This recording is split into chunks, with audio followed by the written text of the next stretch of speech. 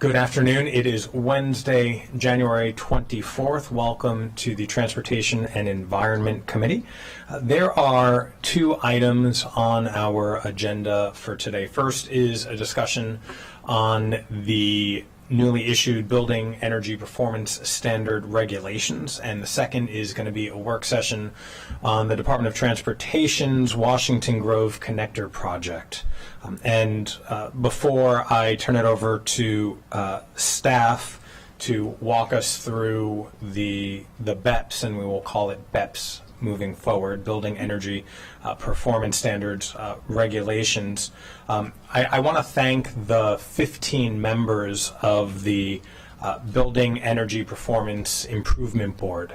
These are members of the community and stakeholders who have been working with the Department of Environmental Protection over the last year to help develop these regulations, to make sure they met a variety of needs and accommodations, and we very much appreciate their work. And just so that everybody understands the work that has gone into BEPS and the regulations we're going to discuss today, just want to back up a little bit and share that it was in December of 2017 when the county declared a climate emergency. And we committed ourselves to reducing greenhouse gas emissions countywide by 80% by the year 2027 and 100% by the year 2035. And we know through various analyses that our infrastructure, namely our building sector, residential and commercial, make up about 50 to 52% of the carbon emissions here in Montgomery County, and 42% are largely made up by our transportation sector. And so that we know if we want to tackle the climate crisis, we have to look at our buildings and make sure that they are as energy efficient as possible. And that's where the Building Energy Performance Standards comes in. And the BEPS legislation was introduced back in May of 2021, and it was passed unanimously by the Council in 2022. And the importance of this legislation is that it requires all buildings larger than 25,000 square feet to track their energy usage so that upgrades can be applied and energy reductions can be met. As I noted, it was in April of 2022 that the Council unanimously voted to approve the BEPS legislation. In that legislation, the method of regulation is method 2, which means that the Council has 60 days to approve or deny those regulations. The executive branch sent over those regulations on January 13th, and here we are expeditiously having a hearing on January 24th. Because we have a very compressed time schedule and the committee is very busy. And so today is the first conversation and setting expectations.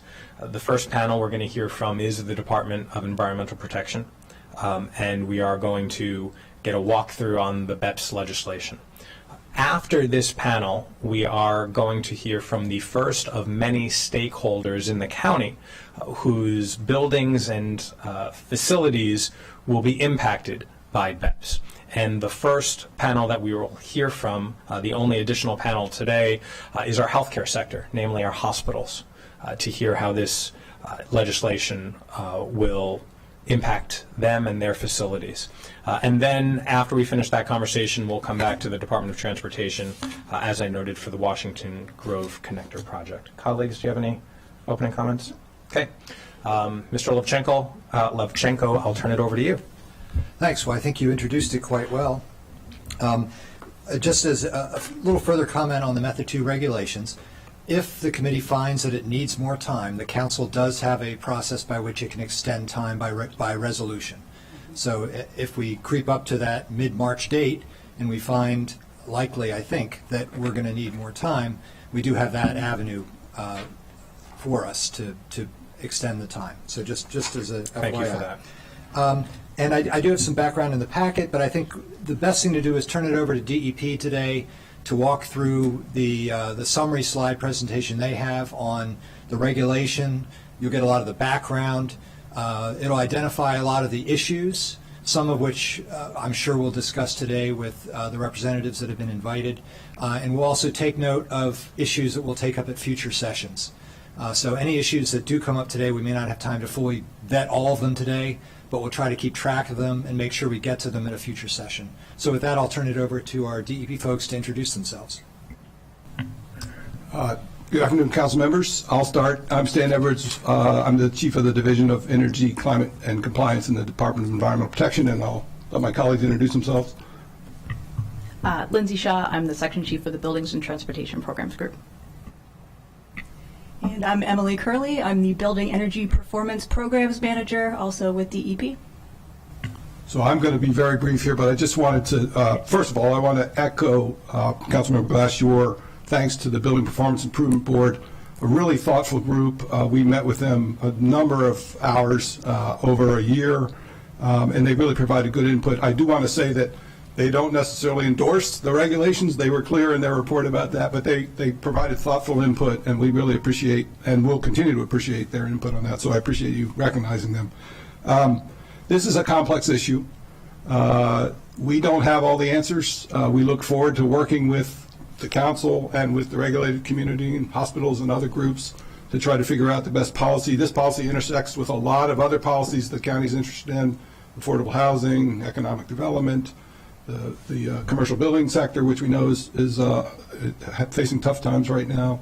And so we want to balance the environmental objectives with all those other policies, and that will take some work as we go forward. So we appreciate that. You'll probably have some questions today that we won't know the answers to, but we'll commit to coming back to you with those answers. And I appreciate that. And as Mr. Levchenko noted, and as my colleagues are aware, this is the first hearing. We are planning them as quickly as we are able, recognizing the time frame not only within the Method 2 regulatory framework, but also that we have budget that's going to be coming up. And as is standard practice, the council after March 15th or so will put a pause on all legislative and regulatory work and dive deep into the budget. So we're doing everything we can in advance of that. Appreciate that. And so I'm not going to go on any further. I'm going to turn it over to Ms. Curley to walk through a presentation which will provide you background, everybody the background on BEPS. Fantastic. Thank you, Ms. Curley. Thanks. So we'll just start with background on what a building performance standard is at the most basic level. So these apply to existing buildings. They establish requirements for how existing buildings need to meet requirements over time. So kind of contrary to a building code, those provide standards for how new buildings are to be designed and constructed. Building performance standards look at the actual performance of our buildings once they are built, in operation, and how they're being managed. So they do apply to a large swath of both publicly owned and privately owned buildings in the county. In our case, the law applies to buildings that are 25,000 gross square feet and greater. And in our case, we're lucky that BEPS does build on established benchmarking requirements that promote data tracking and transparency. So here in the county, we've had an energy benchmarking law since 2015. So many of the buildings covered by this law have already been benchmarking for a number of years. So helpful for them to get a sense of where they're at today, and helpful for us as we look into setting these standards and have data to inform that. So as far as why building performance standards are starting to emerge as a key strategy for jurisdictions like ours, number of benefits here. Chief among those, and we talked about our climate action goals, are the climate benefits. So as was noted, electricity and fuel use in our existing buildings accounts for about half of our community-wide greenhouse gas emissions. And so adopting the BEPS as proposed would reduce on-site fossil fuel use by about 86% in these covered buildings. And in conjunction with a clean electricity grid, which we are moving towards, it would reduce greenhouse gas emissions by up to 97%. Next, we know from the energy service professionals on our Building Performance Improvement Board and others that there's vast potential for saving energy and money out there in our building stock. Currently, less than 2% of workplaces and schools receive an energy renovation each year. So absent a performance standard or some kind of catalyst, we could probably expect that rate to continue over time. But at least according to Deutsche Bank, more than $279 billion could be invested in existing U.S. building retrofits, and those would yield more than $1 trillion of energy savings over 10 years across the country. Beyond environmental benefits, there's some other co-benefits that happen when building owners improve their building's heating, ventilation, air conditioning. So we can think about increased tenant comfort, healthier air, better indoor air quality, and lower energy bills. And then finally, when we talk about doing the work of improving our local buildings, most of that work must be done by local contractors. So we do see job opportunities such as energy assessments, on-site building upgrades for a number of our trades. So while Montgomery County, as usual, is at the forefront of adopting a building performance standard, we're far from alone in our efforts here. So the map shows here other jurisdictions that have either adopted a building performance standard, those are in light blue and green, or the other jurisdictions that are part of the National Building Performance Standards Coalition. And they've committed to working to advance building performance legislation by Earth Day of this year. So we should be seeing a lot of those dots turn from dark blue to green. Locally, Washington, D.C., the state of Maryland, and of course Montgomery County has passed BEPS laws as a key strategy to address their nation-leading climate goals. And I also like to note here that there are a few other places where there are policies being adopted both at the state and local level. So for instance, the state of Washington and Seattle both have performance policies, as does the state of Colorado, the city of County, and Denver, and then multiple jurisdictions within Denver also working to advance building performance policies. So drilling down into the Montgomery County Energy Benchmarking and BEPS law, again, this was passed unanimously by County Council in April of 2022, and it really does kind of 4 key things. So the first is that it covers additional properties under the benchmarking requirement. So I mentioned a number of buildings were already benchmarking for a number of years, but amendments to the law dropped the square footage threshold from 50,000 square feet down to 25,000 square feet. And it now covers some previously exempted buildings, notably multifamily, and also warehouses. And on the next slide, we'll take a look at the broad categories of covered buildings. The second is that it creates a framework for building performance standards. So in the law, it said the intent was to increase the energy efficiency of existing covered buildings and expedite the reduction of greenhouse gas emissions from the building sector. So as such, it will require most buildings to become more energy efficient over time to meet those long-term standards, or we'll also talk about the alternative, which is creating a plan to implement energy improvement measures. Created a 15-member Building Performance Improvement Board, and again, I'll reiterate my thanks to them. It's been really instructive working with them and getting their input. So those members included building owners and managers of market rate commercial and multifamily properties, affordable housing, nonprofit-owned buildings, a number of energy, engineering, building design professionals, utility representatives. So really, really good cross-section, I think, of stakeholders in there. And finally, brings us to today, it required the executive to develop regulations that detail a number of items related to actually implementing the BEPS law. So looking here at the applicability of the benchmarking and BEPS law, it does cover roughly 250 million gross square feet of floor area. That's across about 2,000 buildings in the county. And really, we're talking about a wide variety of different property types. So as you can see here, multifamily is the largest share of those. also a number of office buildings, retail, et cetera. But this is, wide applicability, and I think our regulations reflect that, trying to accommodate a lot of different building situations, owner situations, and different use types. Okay, so getting into more detail about the BEPS process, essentially I think this is what a building owner would kind of experience as they work through this. So first, energy benchmarking, that's the foundation of the BEPS requirements, and building owners are required to benchmark and report their energy use data to DEP by June 1st of each year. After they start benchmarking, they have a few years to benchmark. Each covered building receives a performance baseline based on its own benchmarking results. So you can think about this baseline more or less as the starting point from which buildings begin on their BEPS journey.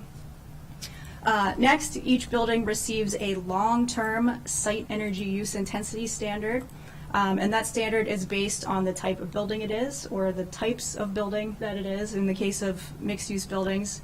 And so this is the final standard, I guess, against which each building's performance is tracked. So again, we talked about the starting point. This is the end point.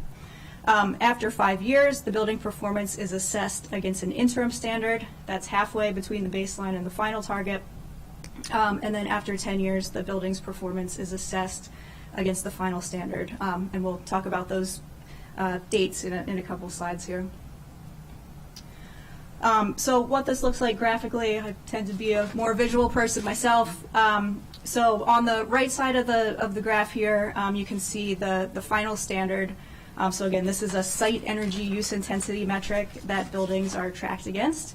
And site energy use intensity is a measure of annual energy use per square foot. We also call that site EUI, if you hear me using that acronym. So a final site EUI standard is provided for each building type. So for example, offices, multifamily buildings, hospitals, worship facilities, they each have a long-term standard to work towards. So in this example, you could imagine these are 3 office buildings or 3 hospitals or 3 worship facilities. So like we described, each building starts at a baseline that's based on its own historical energy use. So in this example, the line at the top, that building is using more energy today, so it's further from the target.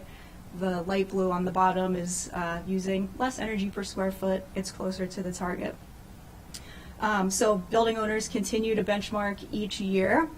And then after 5 years, building performance is compared to the interim standard, again, halfway between, so that building at the top still has a kind of higher allowance at that point. And then after 10 years, each building is compared to the final standard. So really the goal is getting below those interim or final standards by these dates. And any building that does that would be in compliance with the BEPS law. Something not depicted here, but I think it is necessary to point out, is that there are some buildings that are already at or below that final standard. So their real job would be maintaining that high performance out into the future. Okay, so as far as dates, these were established in the law as far as kind of key deadlines for each part of the BEPS process, including benchmarking, the baseline periods, and then the interim and final standard deadlines. So most of the county and private non-residential buildings over 50,000 square feet, they have already been benchmarking for a number of years, and they now have the data that they would need to get their baselines.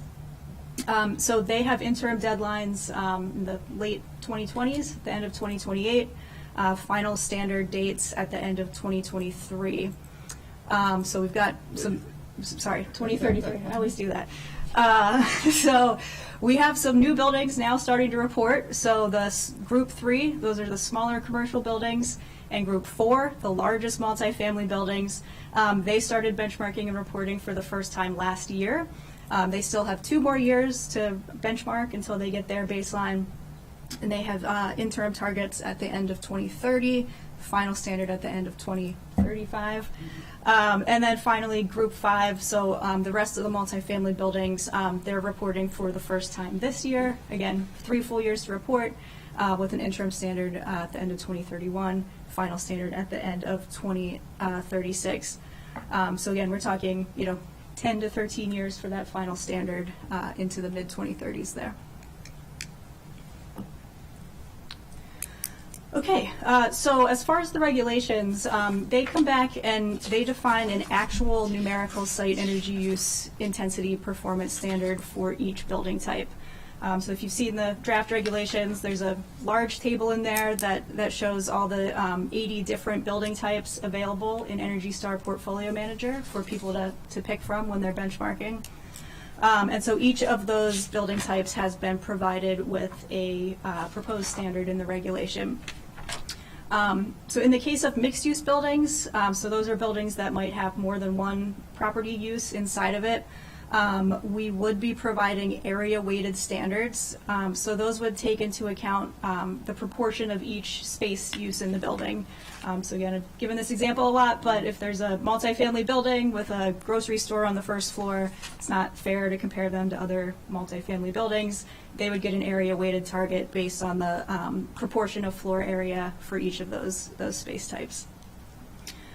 There's also adjustments for partially enclosed and fully enclosed parking and heated swimming pools. That's really kind of a function of how Portfolio Manager treats those spaces, but does, I think, help with the target setting in those cases. And then these standards were set using the Zero Net Carbon Compatible, or ZNC methodology. And this was outlined in the BEPS technical report. This is something that DEP completed with the help of Stephen Winter Associates. So using this ZNC approach to set the targets, essentially how these are arrived at is that the typical building energy use for each property is assumed to be reduced through 2 key strategies. So the first strategy is energy efficiency measures. So those are things like system optimization, retro commissioning, making sure the systems are operating as designed, efficient lighting and appliances, so kind of the basic energy efficiency things that you would expect. And then the second is efficient electrification of fossil fuel end uses. So the concept here is that on-site fossil fuel use is eliminated or reduced by using efficient electric equipment like heat pumps or heat pump water heaters that drastically improve the site energy use intensity.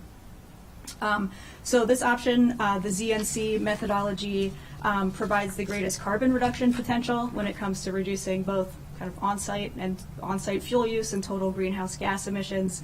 And we think it also best aligns with the state of Maryland's proposed building performance standards.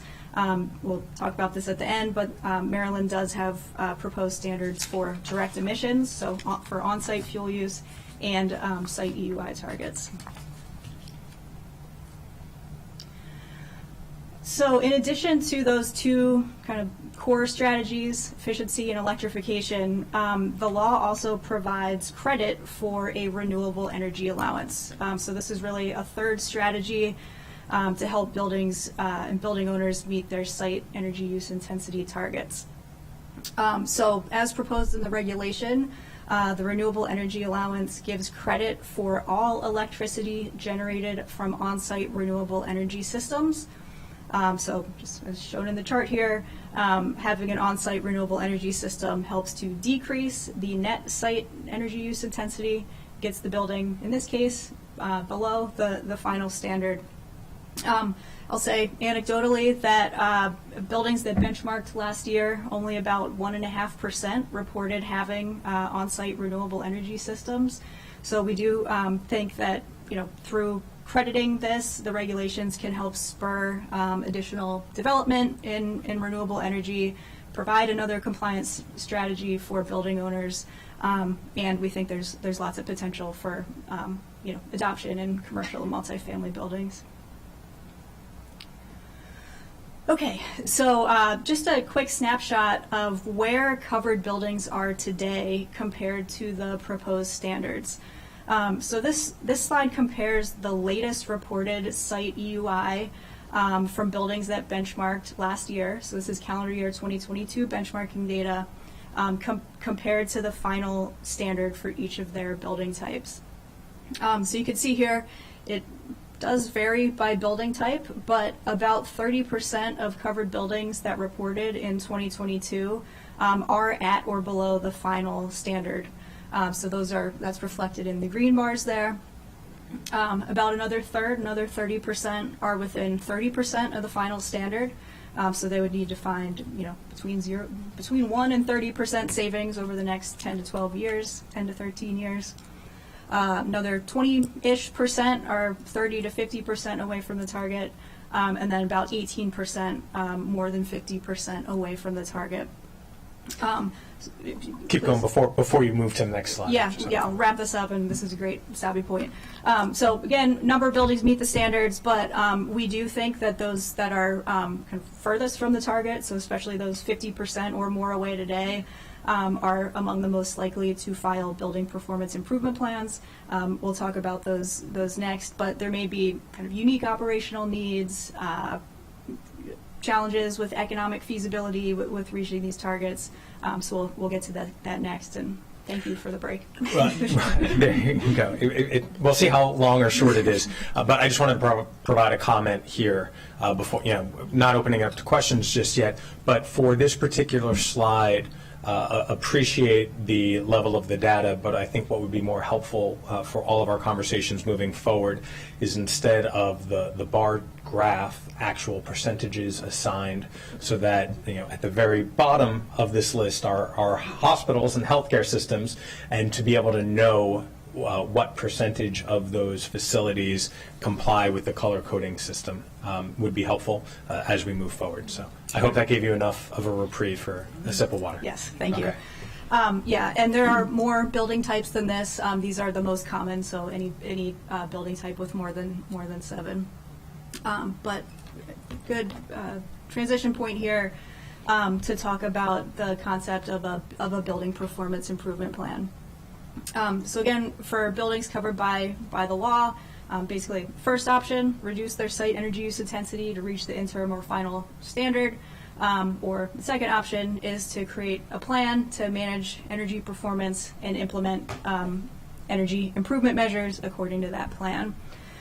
So the real purpose of the BPIP, we like to call it, is to provide flexibility and ensure that all buildings are making progress, even within economic or technical constraints that they may have. So you can see here the law noted that if a covered building owner cannot reasonably meet one or more of the applicable interim or final performance standards due to economic infeasibility or other circumstances beyond the owner's control, they can file a BPIP for review by the department, and actually in consultation with the BPIPs or with the Building Performance Improvement Board. So they'll still have a lot of work to do with us coming up. Once approved, this BPIP would be filed as a covenant in the county land records. So if the building's sold, changes hands, that plan conveys with the building. But owners carrying out the actions according to the timeline in the approved plan would be compliant with the BEPS law. And so again, similar to the BEPS process, we've kind of laid out the BPIP process. Again, this is more or less what a building owner would follow if they're taking this option. So just to reiterate, these are for buildings that are above the interim or final standard. They're experiencing some kind of challenge for reaching those. And so the first step is really completing an ASHRAE Level 2 energy audit. And per the regulations, that would need to be done by a recognized energy auditor. The regulations outline some of the credentials that allow someone to be a recognized energy auditor.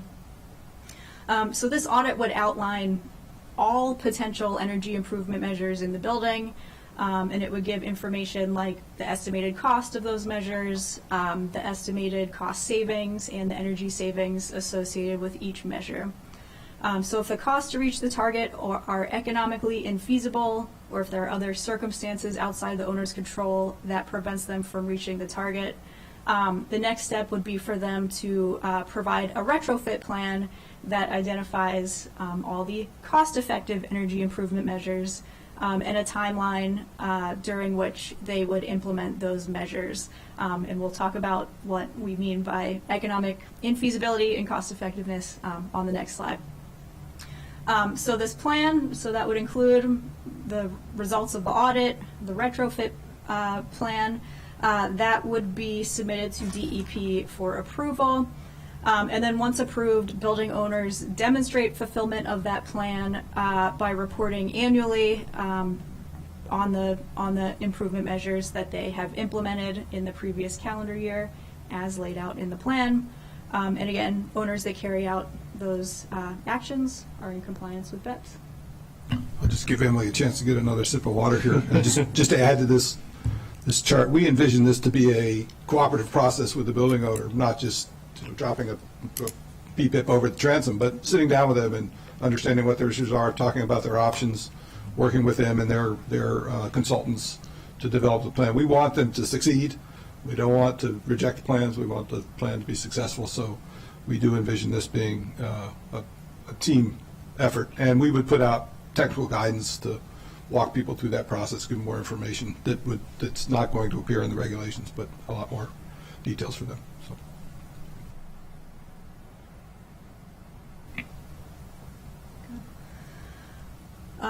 Okay, so when we talk about this concept of economic infeasibility or circumstances beyond the owner's control, this could apply to any building. So how the regulations define economic infeasibility is based on the simple payback period of the energy improvement measures that would be required to meet an interim or final standard. So like I talked about on the last slide, first step is doing an energy audit.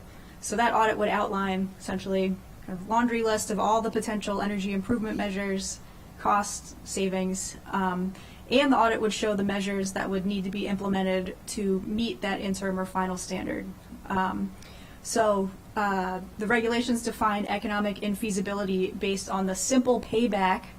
So that's the number of years it would take for the energy savings to offset those upfront costs of the package of measures that would be required to meet the BEPS. So we've said that for under-resourced buildings, we would consider the standard economically infeasible if the simple payback of the measures required to meet the standard is 10 years or more. So we've defined a couple categories of under-resourced buildings here. So qualified affordable housing, common ownership communities, nonprofit owned buildings, local small business owned buildings, and then for all other buildings that don't fall as an under-resourced building, their threshold for economic infeasibility is proposed to be 25 years or more. So as a result, the retrofit plans submitted as part of the building performance improvement plan would only need to address any cost-effective improvements, so kind of the inverse of economically infeasible measures. So they would need to address those with a payback of less than 10 years or those with a payback of less than 25 years. Yep, and economics may not be the only challenge for building owners.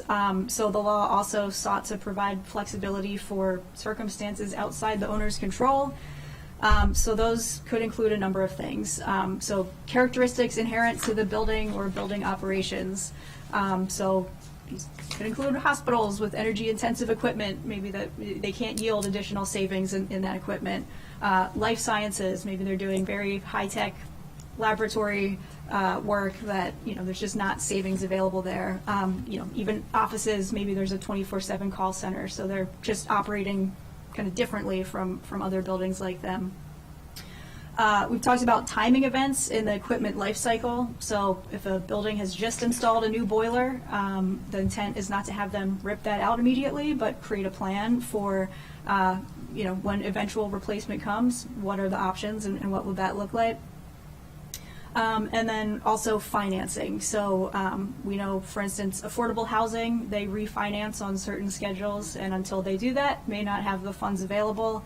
I do think Maryland's total cost of care model could be another kind of financing challenge outside the building owner's control that might be relevant to our healthcare sector. So the result of this process is that once building owners have their plan approved by the county, they carry out those energy improvement measures that they've laid out and we've agreed to in their plan. And then, as you can see on the right side of the screen, it depends where buildings end up. So some buildings, once they do these measures, may still be above the target. That's fine. They've fulfilled their plan. They're in compliance. Others may be kind of at or below the target. But once the building owner has fulfilled all the requirements of that plan, or if the building drops below that EUI standard, the building owner can apply for authorization to terminate the covenant in the land record. So this does end at some point. And the point here, just to reiterate, is that flexibility can be provided for these unique buildings, unique circumstances, but everybody's making some progress in improving their buildings. So as far as penalties and enforcement of this, the law notes that any violation of this article is a Class A violation. So in the code, these are civil citations carrying fines of $500 for the first offense, $750 for repeat offenses. And the code does note that each day a violation continues is a separate offense. I'll say that based on kind of our experience in other enforcement activities, we do have some questions about the practicality of issuing a daily citation, just given the administrative process and kind of receptiveness of the court to hear those cases. But this Class A violation would apply to sort of any aspect of the law. So failure to submit a benchmarking report, failure to meet the interim or final standard, and or failure to follow through on the building performance improvement plan.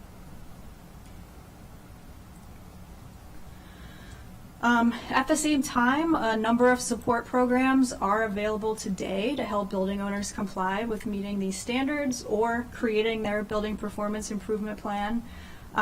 So just a couple to highlight here. So the county does have an energy performance property tax credit. That's available both to new and existing buildings. For existing buildings, if they can demonstrate an improvement in energy performance, they can get a property tax credit. I'll say that benchmarking is the basis for kind of providing documentation for that credit, so that's a useful tie-in there. Empower Maryland is offered through the utilities, so that provides a lot of prescriptive incentives for specific efficient equipment, custom incentives for more holistic projects. They also provide funding for building tune-ups, so more operational changes, staff operations and maintenance training, so that can also help with more operational improvements. We're lucky enough in the county to have a great partner in the Montgomery County Green Bank. So they are today providing technical assistance to connect building owners with energy service providers and help to subsidize the cost of those services.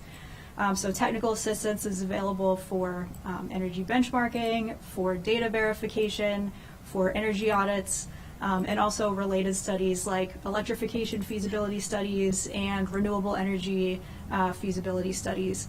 When it comes time to implement those measures, the Green Bank can also help with financing through the work with their capital providers and also through the Commercial Property Assessed Clean Energy or CPACE program.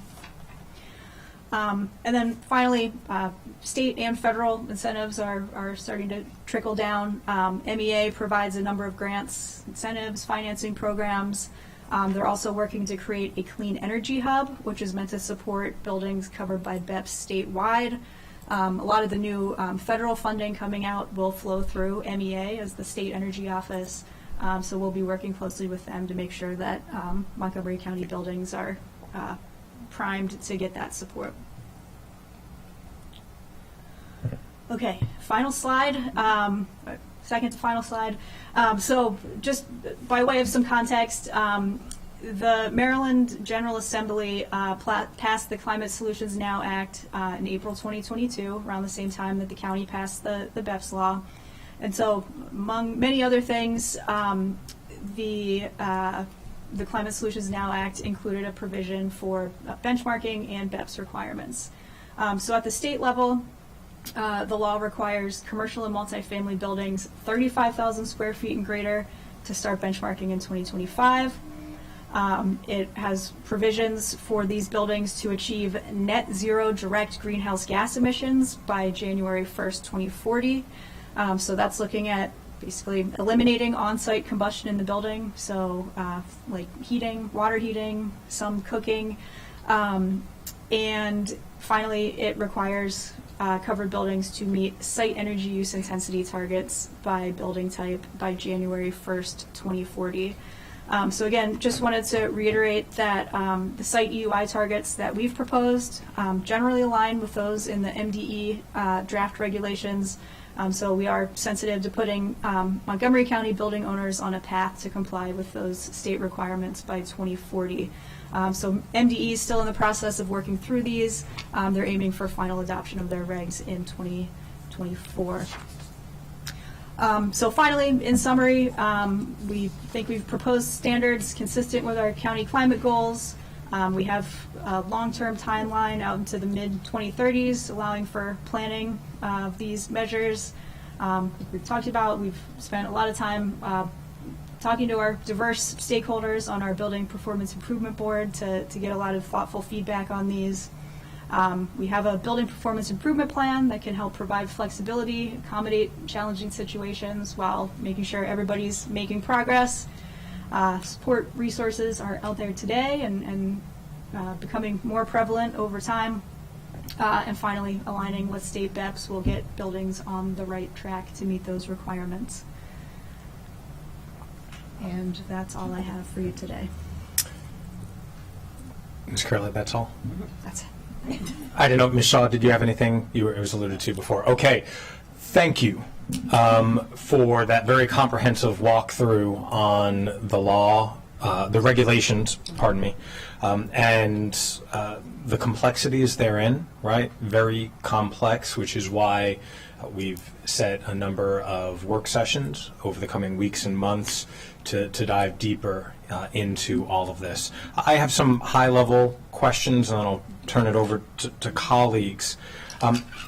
One of the slides, and I don't know if we want to look at them in real time, it might be helpful though. There was one slide in particular talking about the baseline of usage rates, right, and energy use intensity, if that's the terminology that we're going to be using. Some of the baseline, I'm not sure which direction you're going in, but it was 2 in the previous direction. One more. There you go. So some of the benchmarking began 2015, 16, 17, and so forth, and the baseline years, which are continuing now, were in the middle of the pandemic. And we have clearly not recovered from the pandemic with regards to return to offices and vacancy rates and utilization rates. And so can you explain how those baseline years account for the situational change, particularly in our commercial office spaces? Sure. So within that baseline period, for the purposes of setting the baseline, we take the two highest site EUI years out of that 3 or 4 year period. So the kind of thought there is that we're setting building owners up kind of at a most reflective level, kind of based on their highest energy consumption. We have seen through benchmarking data that some of the commercial buildings that are less vacant today have lower site energy use intensities. So ideally they're kind of starting off at a lower point post baseline and on their way to meet the targets. Do you have, Mr. Edwards? I was just going to, Michelle, if you could go up one slide. Just emphasize again that the baseline is their starting point, and what we're really focused on is the end point. And so if they in fact are less than their baseline that we determined from benchmarking because of changes in the building circumstances, maybe they're more occupied than when they were benchmarking, or they're less occupied, That doesn't affect their end target. They'll have a different journey to get to the end target. So. Do you know what, or I presume you do because this is an annual intake of information, what the change between that peak year was and what it was, say, last year or the year before that? What the energy use has been for I have to assume it's decreased across the board in our commercial space at least. Thank you. Not as much as you would expect. Okay. So between 2018 and 2019, we saw an 8% reduction in site energy use intensity. Again, this is median across the entire kind of covered buildings. Between 2019 and 2020, a 10% reduction compared to the previous year. And then as in 2021 and 2022, it's been relatively flat since then. So since 2020, kind of the median site energy use intensity has been relatively consistent. So between 2018 and 2019 it was an 8% reduction, and then the following year was a 10% reduction, and then remained flat since then. So, okay, that's interesting. Yeah. But yet the baseline is 2018 presumably then, because that's the height, right? Yeah, so for, let's say, an office building that's now more vacant than it was before, most likely their kind of two highest years would be 2018 and 2019 out of that 4-year baseline period.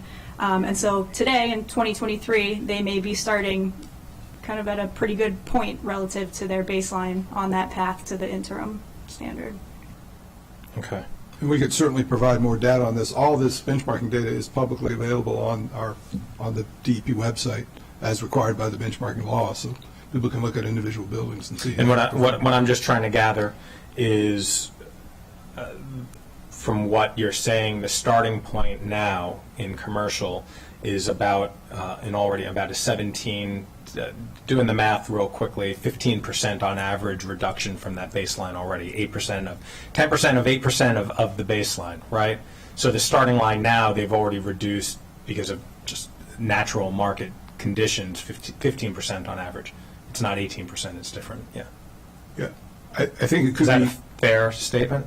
Well, I think it would be a number of reasons. One, we were seeing benchmarking, buildings that benchmarked were reducing their energy use just because they were now aware of it, and they were starting to do some things. Okay. Because energy costs are a big component of a building's operating costs. So I think if you go back in time to when we first started benchmarking, we saw a kind of a steady decline of those buildings that were regularly benchmarking. And then the pandemic obviously had some influence that it's a little hard to tease out. But Thank you. And then the last big picture question I have before turning it over to colleagues is the expectation that all of these buildings increase their electrification in some way. Explain how they reach the benchmarks, what investments need to be made, what technologies would need to be purchased and adapted. Yeah, so definitely varies by building type. So again, through benchmarking data, we've seen there are a number of sectors that are kind of functionally all electric today. So buildings like offices or medical office buildings tend to already be substantially electrified today. So in their case, a lot of the work is improved energy efficiency. So again, things like making sure they have efficient lighting, efficient appliances, retro commissioning, making sure that the buildings are performing as designed.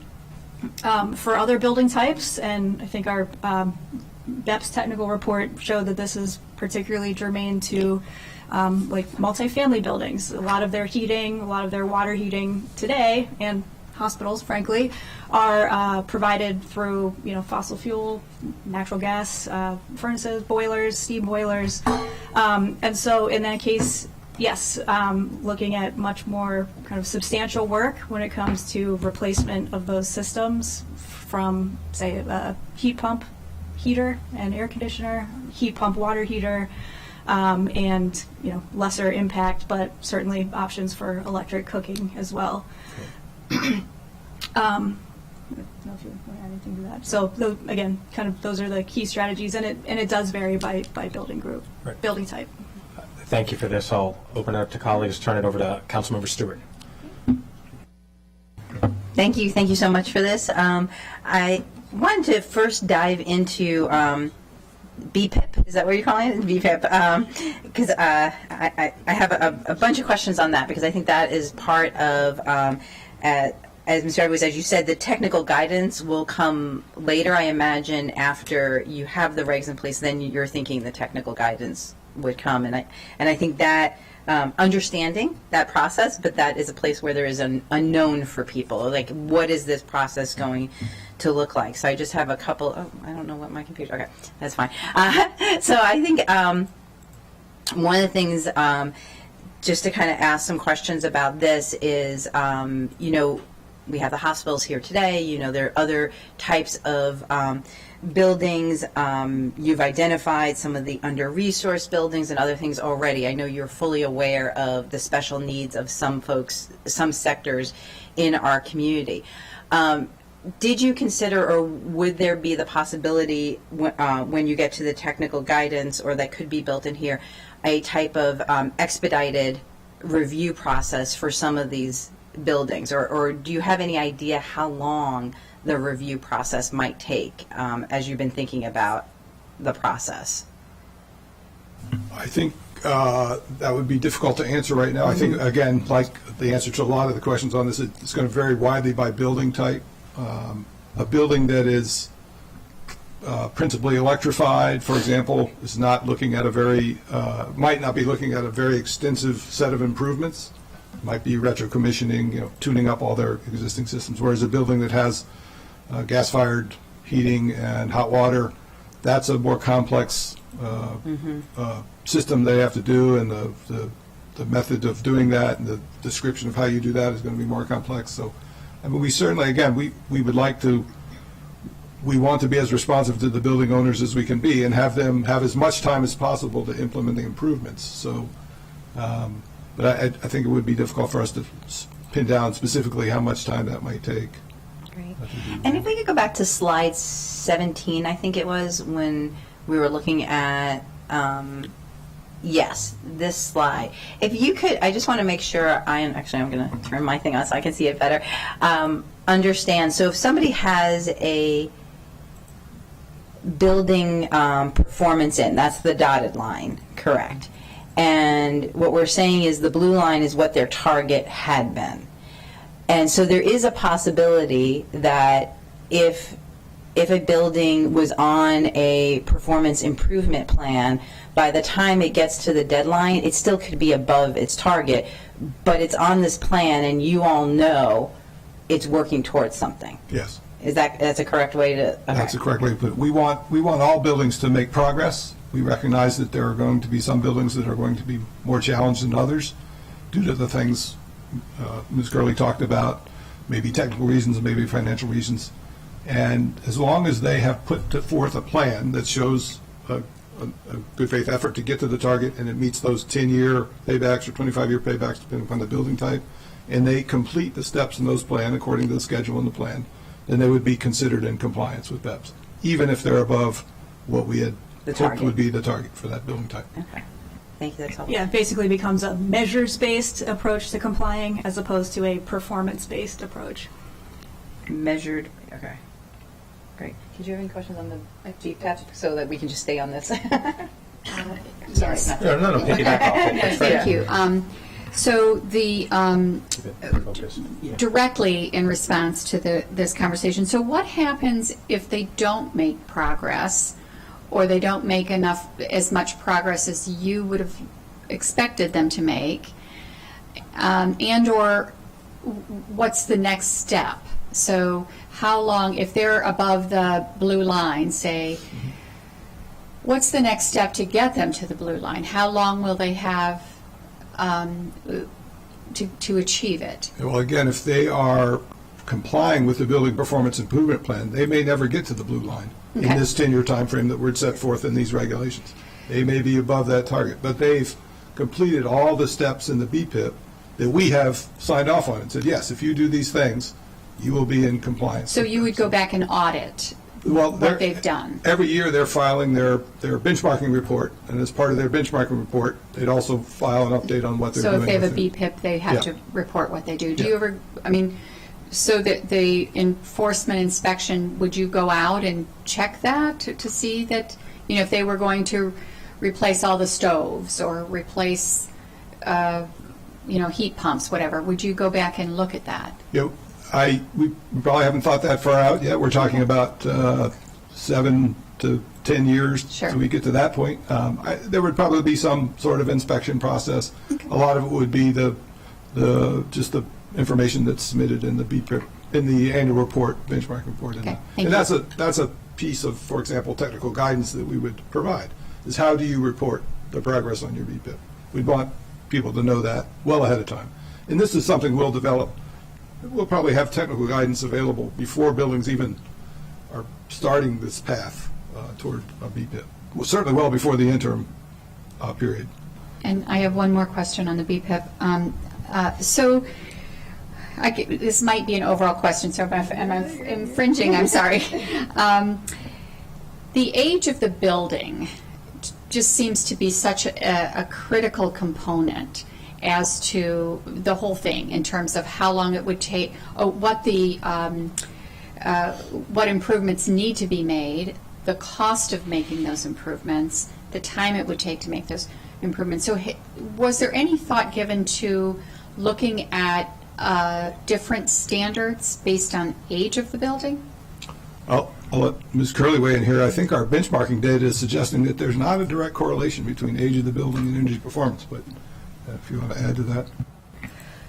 Yeah, that's correct. I mean, the system condition, the type of system, how it's been maintained, how it's been operated, at least as far as our data has shown through benchmarking. Again, not kind of a linear direct correlation between the building age and its site energy use intensity performance.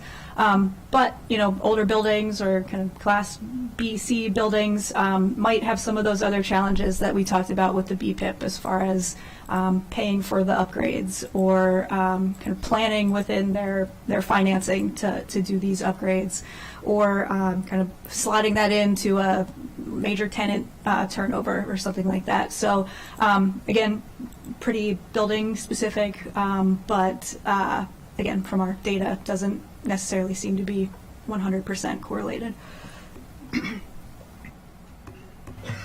I had a question. I appreciate on the last slide, or the last couple of slides, you talked about aligning this, wanting alignment with the state, and understanding that MDE is still working through the state regs and everything. And I know you all are talking a great deal back and forth. At this point, regarding buildings that may be exempted either here in the county or in the state, is there alignment there? Are there certain types of buildings that the state is looking at to exempt that we've decided not to, vice versa, or anything like that? Sure, I can take that one. So at the state level, they're covering buildings 35,000 and above. So anything between 25 and 30,000 or 35,000 would only be subject to the county BEPS. The state's benchmarking BEPS requirement excludes historic buildings, public and private school buildings. So those would be covered in ours. Manufacturing and agricultural buildings. So in the county's law, there is an exemption if at least 50% of the floor area is dedicated to manufacturing. So there may be some overlap there. But I would think, again, smaller buildings between 25 and 35,000, and then private school buildings would be the ones kind of captured by the county's law, but not captured by the state's. Thank you. Those are all my questions I have right now. I appreciate the last question. I meant to ask about the comparisons between the state law, because a lot of people are looking to see what the state does, recognizing we're all working towards the same goal, and see where those goalposts are, quite frankly. Councilmember Balcom. Thank you. And I also want to thank you for providing a briefing ahead of time. And as I expected, the second time I heard it, I absorbed more. So thank you. Appreciate that. So I think that when we talk about overall issues, and mentioned this before, and now mentioning it to my colleagues, it's the conflicting priorities that we have. And primary concern is multifamily and the cost for multifamily buildings to meet the standards, and what that would do to rents, what it would do to what we have, the naturally occurring affordable units. So I think that's something that, I don't know if you, when you looked at specifically at multifamily, how, when we look at economic infeasibility and the payback periods, that's a long time for the owner to recoup that cost if they're not raising rents or raising the cost of building. So I don't know if you've given thought to how that will work for multifamily homes. Yeah, I think when we looked at those payback periods for the nonprofit buildings, we thought 10 years was a reasonable payback period. The 25 was tied to the roughly the useful life of major building systems like hot water systems or space conditioning systems. That's certainly a component of the regulations that could be reviewed, discussed.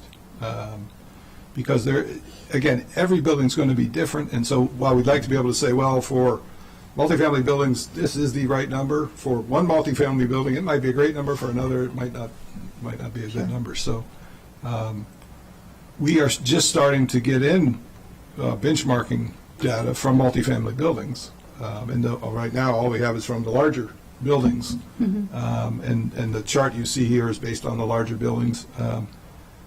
We may learn a little more as other buildings start to benchmark.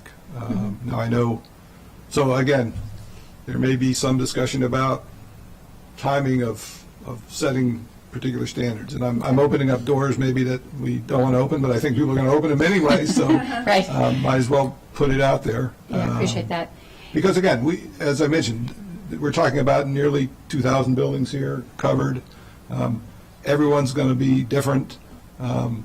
We don't have all the data that we'd all love to have on the age of the systems in buildings and all those kind of things that would really allow us to tailor things for each building. So we are taking kind of I don't want to say a broad brush because we've broken this down into a bunch of different building types, but just by the nature of the fact that there is variability among the building types, it's hard to come up with a standard that's going to make every building quote unquote happy, I guess. Sure. And then if we go back to that slide with the compliance, the current compliance, that one, right? So we have, so what percentage of the 2,000 buildings right now are in compliance? It's about 30%, and that's of buildings that have benchmarked so far. So I think this is about 1,300 buildings that reported last year. About 30% of those were below their final standard. Great. And that was my other question: is what percentage were of the how many buildings were in the prior coverage? Yeah, Okay. we've got about 500 or 600 smaller multifamily buildings starting to report for the first time this year. Super. Okay, that's it for me. Thank you. Thank you, colleagues, for those questions. The only other outstanding question that I have, and it was alluded to earlier, Mr. Edwards, you mentioned the advisory committee, and I'm looking at the report, at their report, 29-page report, 30-page report. Can you, for the public's awareness, talk about the areas of agreement, or most notably the areas of disagreement that they struggled to find consensus on? Yes, I'll try and ask my colleagues here to chime in if I've missed something. Great. First of all, I would say that there was great recognition among the board members that we are trying to solve multiple challenges here. We're trying to address the climate challenge, and all of them were willing to, all of them said, we want to do our part to do that. But they had questions about what the financial implications of doing that would be. So that was clearly a shared vision, but also a recognition that it's dual challenges and they don't necessarily match up. I think the one of the biggest issues we talked about was this issue of economic infeasibility and what that means, and it was really the Building Performance Improvement Board's deliberations about that, and comments about us, that led us to this measure of the time frame for the payback period for the building improvements. One of the members had raised an issue about two identical buildings from the standpoint of energy performance, one that was very well managed financially and one that was poorly managed financially. And if we talked about economic infeasibility, meaning do you have the ability to pay, sort of punish the building that was well managed financially. Why would they have to pay in the building that was poorly managed? So that's where we sort of reoriented our thinking to think about the payback period of the measures. Other notable things you want to mention about the board? Yeah. I guess variety of opinions on the appropriate targets or standards for each of the buildings. When it comes to the renewable energy allowance, I think kind of broad support for that as a compliance strategy, right? Giving more flexibility, but some difference in opinion on exactly kind of what to credit and how to count that. Again, I think as far as the building performance improvement plans, pretty broad agreement of that as a very kind of necessary and useful component. Again, we're talking about just a lot of variety, a lot of different circumstances. And, you know, a lot of our discussion there was how do we want building owners to kind of verify that they've followed through with their plan. So you know, we've ended up on this kind of report back on the measures that you've installed, so you're not having to then kind of track performance. That's where we landed on that. But yeah, I think those are some of the highlights. Mm-hmm. Thank you for sharing that, because that is foreshadowing the conversations we're all going to have. And to wrap up your presentation with the conversations that various stakeholders had, the ongoing disagreement, discussion, things that we're all going to work through over the coming weeks, I think is an important way to start the next conversation. And so to our DEP team, appreciate all the work that you've been doing on this. We invite you to stay and listen. Take notes on what you hear from the next number of panels, because what the question was raised just before this conversation: how are we going to continue the next series of dialogues? Setting up expectations. We're going to have the next panel, which is our who are our healthcare partners, our hospital systems. We're not going to get into a tit-for-tat rebuttal situation, because we want to engage them, and then after we hear from various sectors, we'll bring you back up, and then we can engage in that dialogue. So stay tuned, take copious notes. Yeah. Sure, just one final thought. We have met with a lot of groups over the past couple of years, including the good folks from the hospitals, but we recognize there's many more conversations we can have, and we're willing to sit down with anybody. Two of our colleagues are right now at a multifamily property talking about BEPS, and so they're out there now talking to an individual building owner. Great. And we recognize that's going to be a big part of our work going forward. Thank you. Mr. Edwards, Ms. Curley, and Ms. Shaw, thank you very much for the presentation. Thank you. So now I'll invite our healthcare partners to come up to the panel.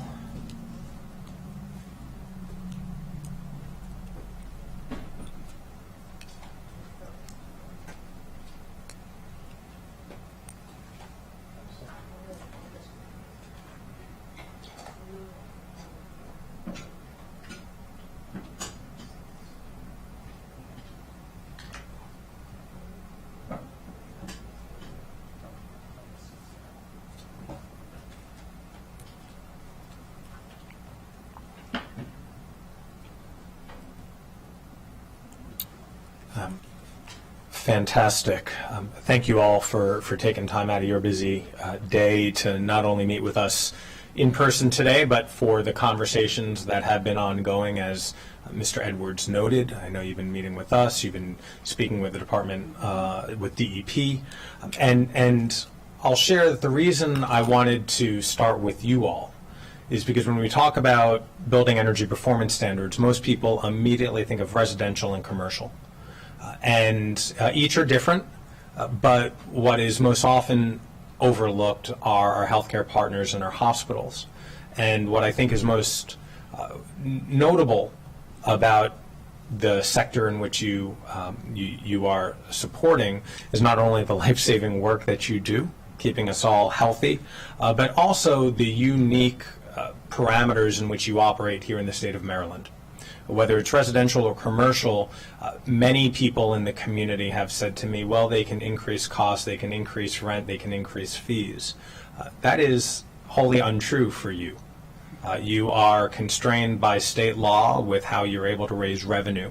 And so as we engage in this conversation about making the investments necessary to comply with BEPS, you, particularly the healthcare systems, the hospital systems, have very unique challenges, but have an oversized, important role in our community.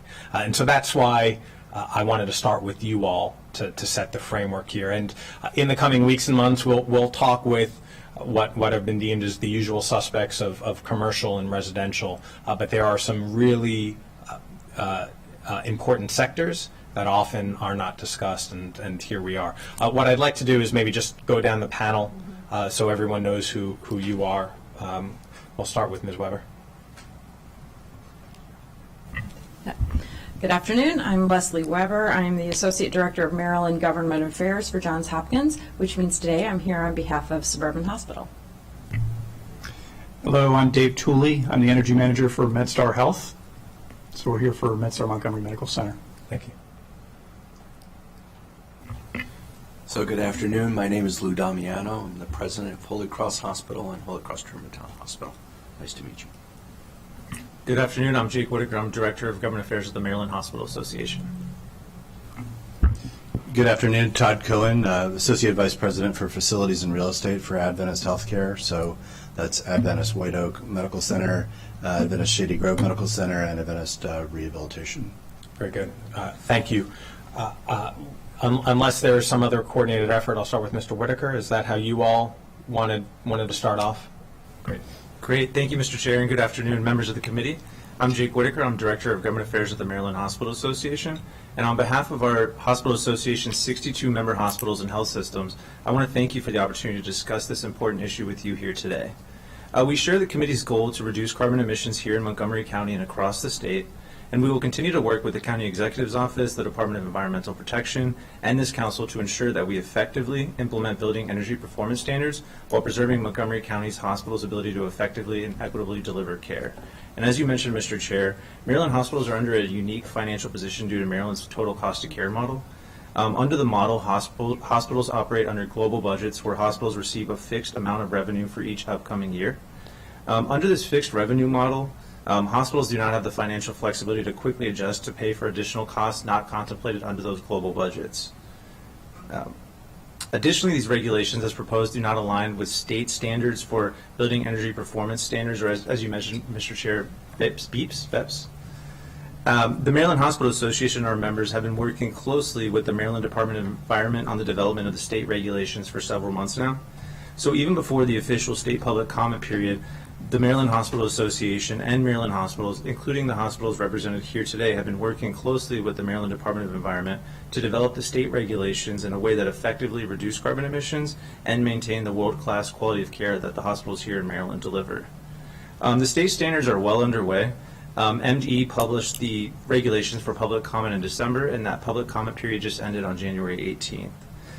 The county's proposed regulation, on the other hand, amongst other requirements, established new deadlines for the final energy performance standards. Montgomery County hospitals will be expected to impose an expedited deadline requiring hospitals to comply with energy standards and to achieve net zero by 2033, whereas the state deadline is 2040. We are concerned that Montgomery County hospitals will be at a unique disadvantage compared to other Maryland state hospitals. And so therefore we respectfully ask that this committee consider recommending that these proposed regulations align with statewide building energy performance standard regulations currently in development. Again, we share this committee's goal to reduce carbon emissions here in Montgomery County and across the state, and will continue to work with key local agencies and this council to ensure that we effectively implement building energy performance standards while preserving Montgomery County's hospitals' ability to care for their communities. So we look forward to continuing to work with this council and the Montgomery County government on these proposed regulations. Thank you. Thank you. Thank you, Mr. Whitaker. Anyone else have any opening comments? Sure. So, good afternoon. I want to piggyback off of what Jake just said. I appreciate the opportunity, Mr. Chairman and committee members, to have this discussion today. All the hospitals in Montgomery County and the healthcare systems are very much understand the need in order to improve climate change. I think each of us have taken some individual steps in order to move in that direction. Speaking for Holy Cross Hospital, Holy Cross Germantown Hospital, Holy Cross Germantown Hospital was designed in order to improve our carbon footprint and improve our ability to be a sustainable hospital. They were awarded the LEED Gold certification upon opening, and we took we put a lot of effort and opportunity in designing the building, looking at internal systems, and operating and managing that building in order to attain the status of LEED Gold.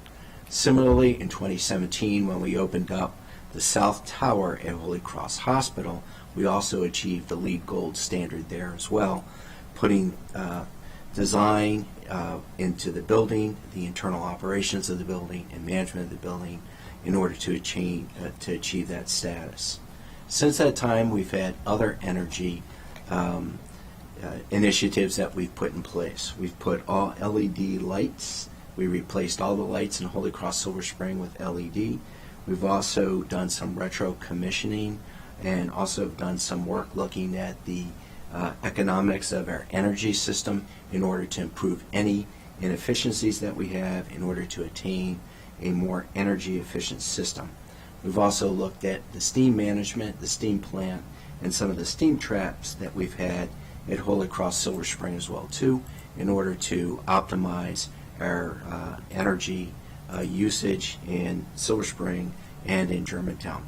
All the hospitals in Montgomery County have had similar efforts, and we sit here today as colleagues to discuss those with you.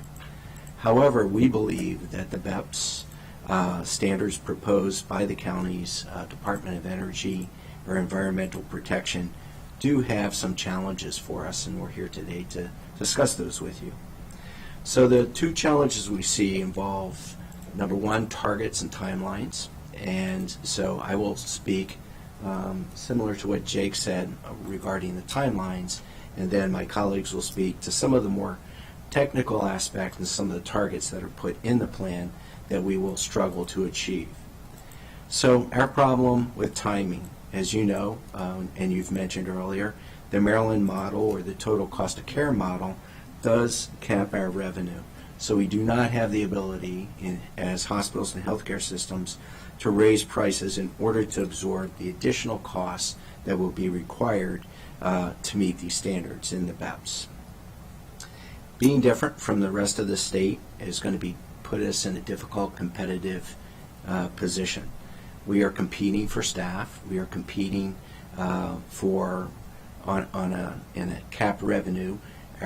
We are also competing for distributing those funds in order to improve technological advances and also improve our facilities and some of our capital planning. So we have pretty much a fixed budget, and we cannot accommodate by raising our prices. So we want to open up a conversation to talk about the BEPS and to put our hospitals on the same timeline as other hospitals within the state. We may not be able to work with the HSCRC and our current revenue in order to put these new initiatives in place if other hospitals in the state are put on a different timeline and competing with us on essentially an unfair platform. So it's highly unlikely that we can get our financial regulators like the HSCRC to allow hospitals in Montgomery County to charge more because of these local regulations. So our concern really is about the timing, our capped revenue with the HSCRC, and the ability to put these things in place, competing with other hospitals in the state that are not on the same timeline for us to do that. Thank you. Thank you for that testimony. Anybody else? Yeah. Hi, Todd Cohen, Adventist Healthcare. I wanted to add on some things that Dr. Damiano started with. And just for some context, in the 1960s, the Hill-Burton Act was a seminal moment for hospitals. At the time, it was around the time of the war. It was just after antibiotics and sterile technique were really changing the way that we took care of patients. But really, in the 1960s and 70s, was a seminal moment for the hospital environment. We went almost overnight from about 1,500 hospitals in the United States to about 5,000 hospitals. This is important. This is really important for us in Montgomery County, but across the country for hospitals, primarily because they were based on constructing buildings that had a chassis that was based on fossil fuel based systems, and those that really hasn't changed today. So think about a large cruise ship or a large submarine, call it, that's trying to make a turn versus a smaller boat that's trying to make a more nimble move or more agile move.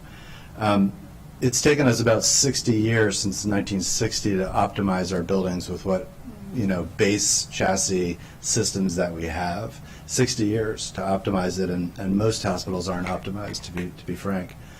So think about that in the next 10 years to get to compliance. That ability to shift that ship or that small boat in a very versus a small boat, it's really hard to think about from an agility perspective. So I just want, the hospitals in Montgomery County, less so with Germantown being new and White Oak being 4 years old. Generally these are hospitals that operate on energy intensive backbones. And so, and hospitals are built, and I should say that in the 1960s, it was the healthcare system was based heavily on hospitals. Today, it's not just the hospital. So that we have ambulatory centers, we have different kinds of access points that are in different kinds of buildings.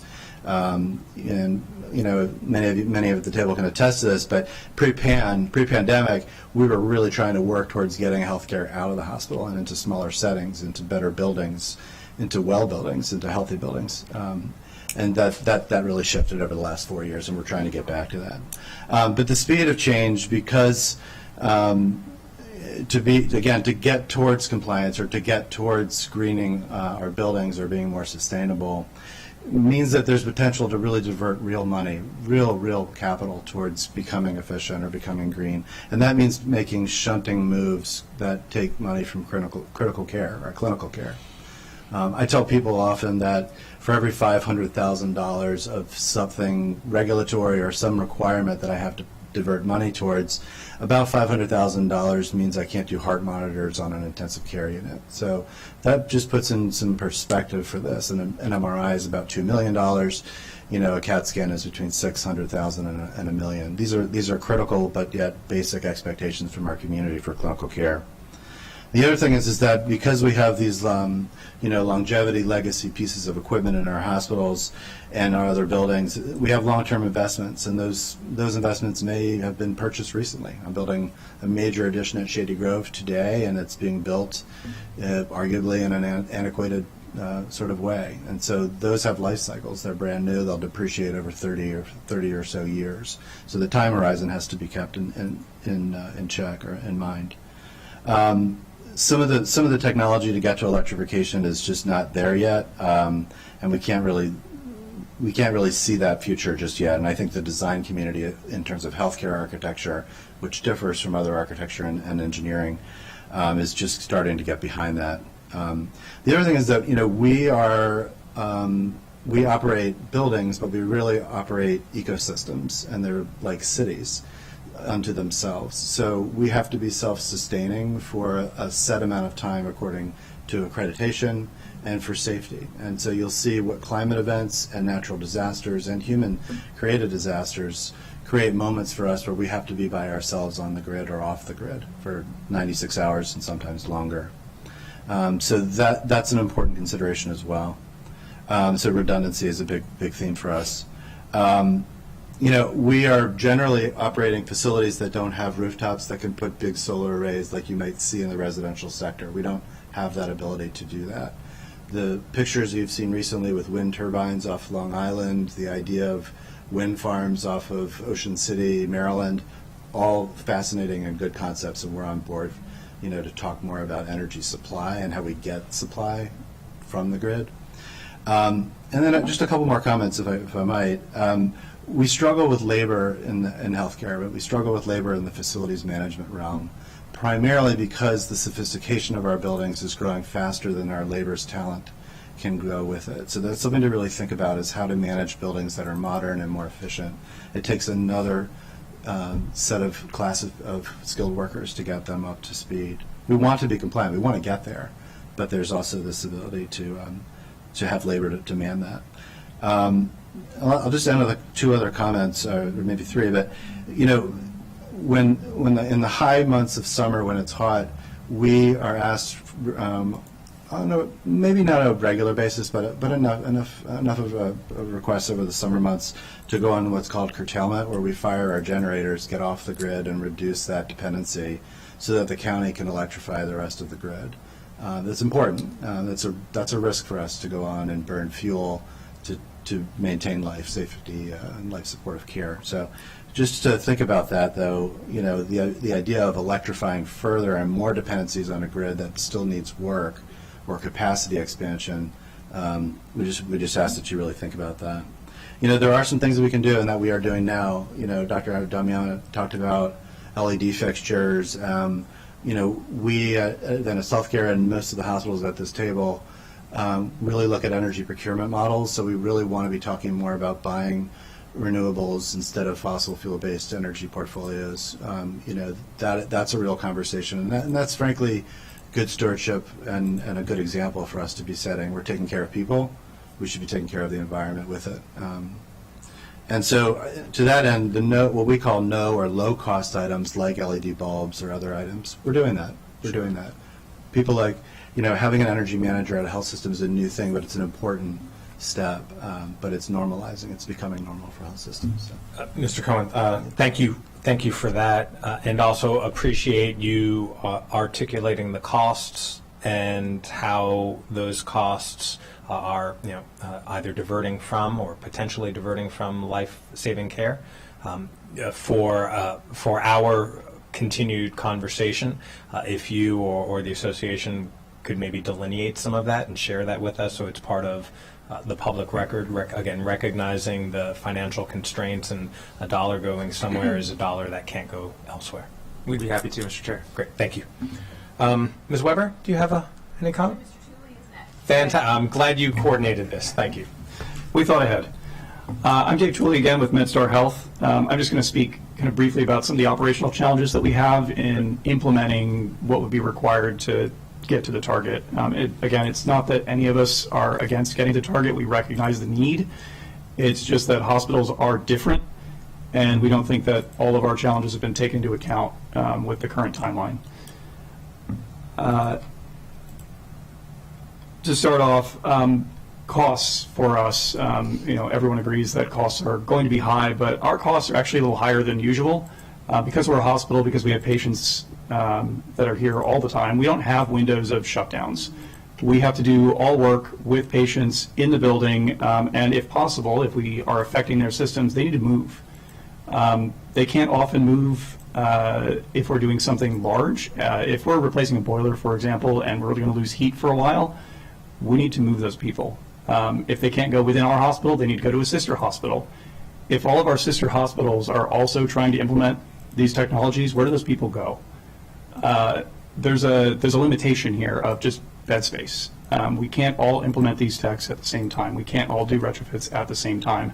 There needs to be more of a phased approach to doing this work specifically in hospitals. We have not just the phasing challenges, but all of our costs are high because we need to do infection prevention during construction. There's a whole other industry around this that no one else has to deal with. So we have additional construction that has to happen to enable construction. All of our work has to happen ideally off hours where it's not going to affect as many people as possible. So we have twice the cost off the bat for anything we want to implement as compared to other industries. Never mind the fact that we need to have additional redundancy in place as required. That means that anything we do is twice the cost to implement the system itself. It's not just one boiler, it's two. It's often more than that. And all of the things that we do install, knowing that we have to disrupt patients to do any work, we install the stuff that is going to last. We install, whenever possible, the best possible thing on the market. That comes at a cost premium. But that premium is, we believe that it's worth it because we're not going to impact a patient. We're not going to have a leak in their room because we chose a better valve than just a standard valve. So we do purchase stuff that is right for the situation and right for the people of Montgomery County. That all is expensive. Assuming the funding arrives from whatever source, and the BEPS team has kind of outlined some of the possible plans for that, assuming it's all there, we're, again, not a commercial space that can just shut down and do these changes. We don't make widgets. We don't sell widgets. We heal people. That cost is not included in any of the calculations that I've seen. There's a limitation here that I think needs to just be understood. And again, I'm pushing for extended timelines specifically for hospitals. I just don't believe that it's feasible for us to do these things as quickly as necessary and keep our patients safe.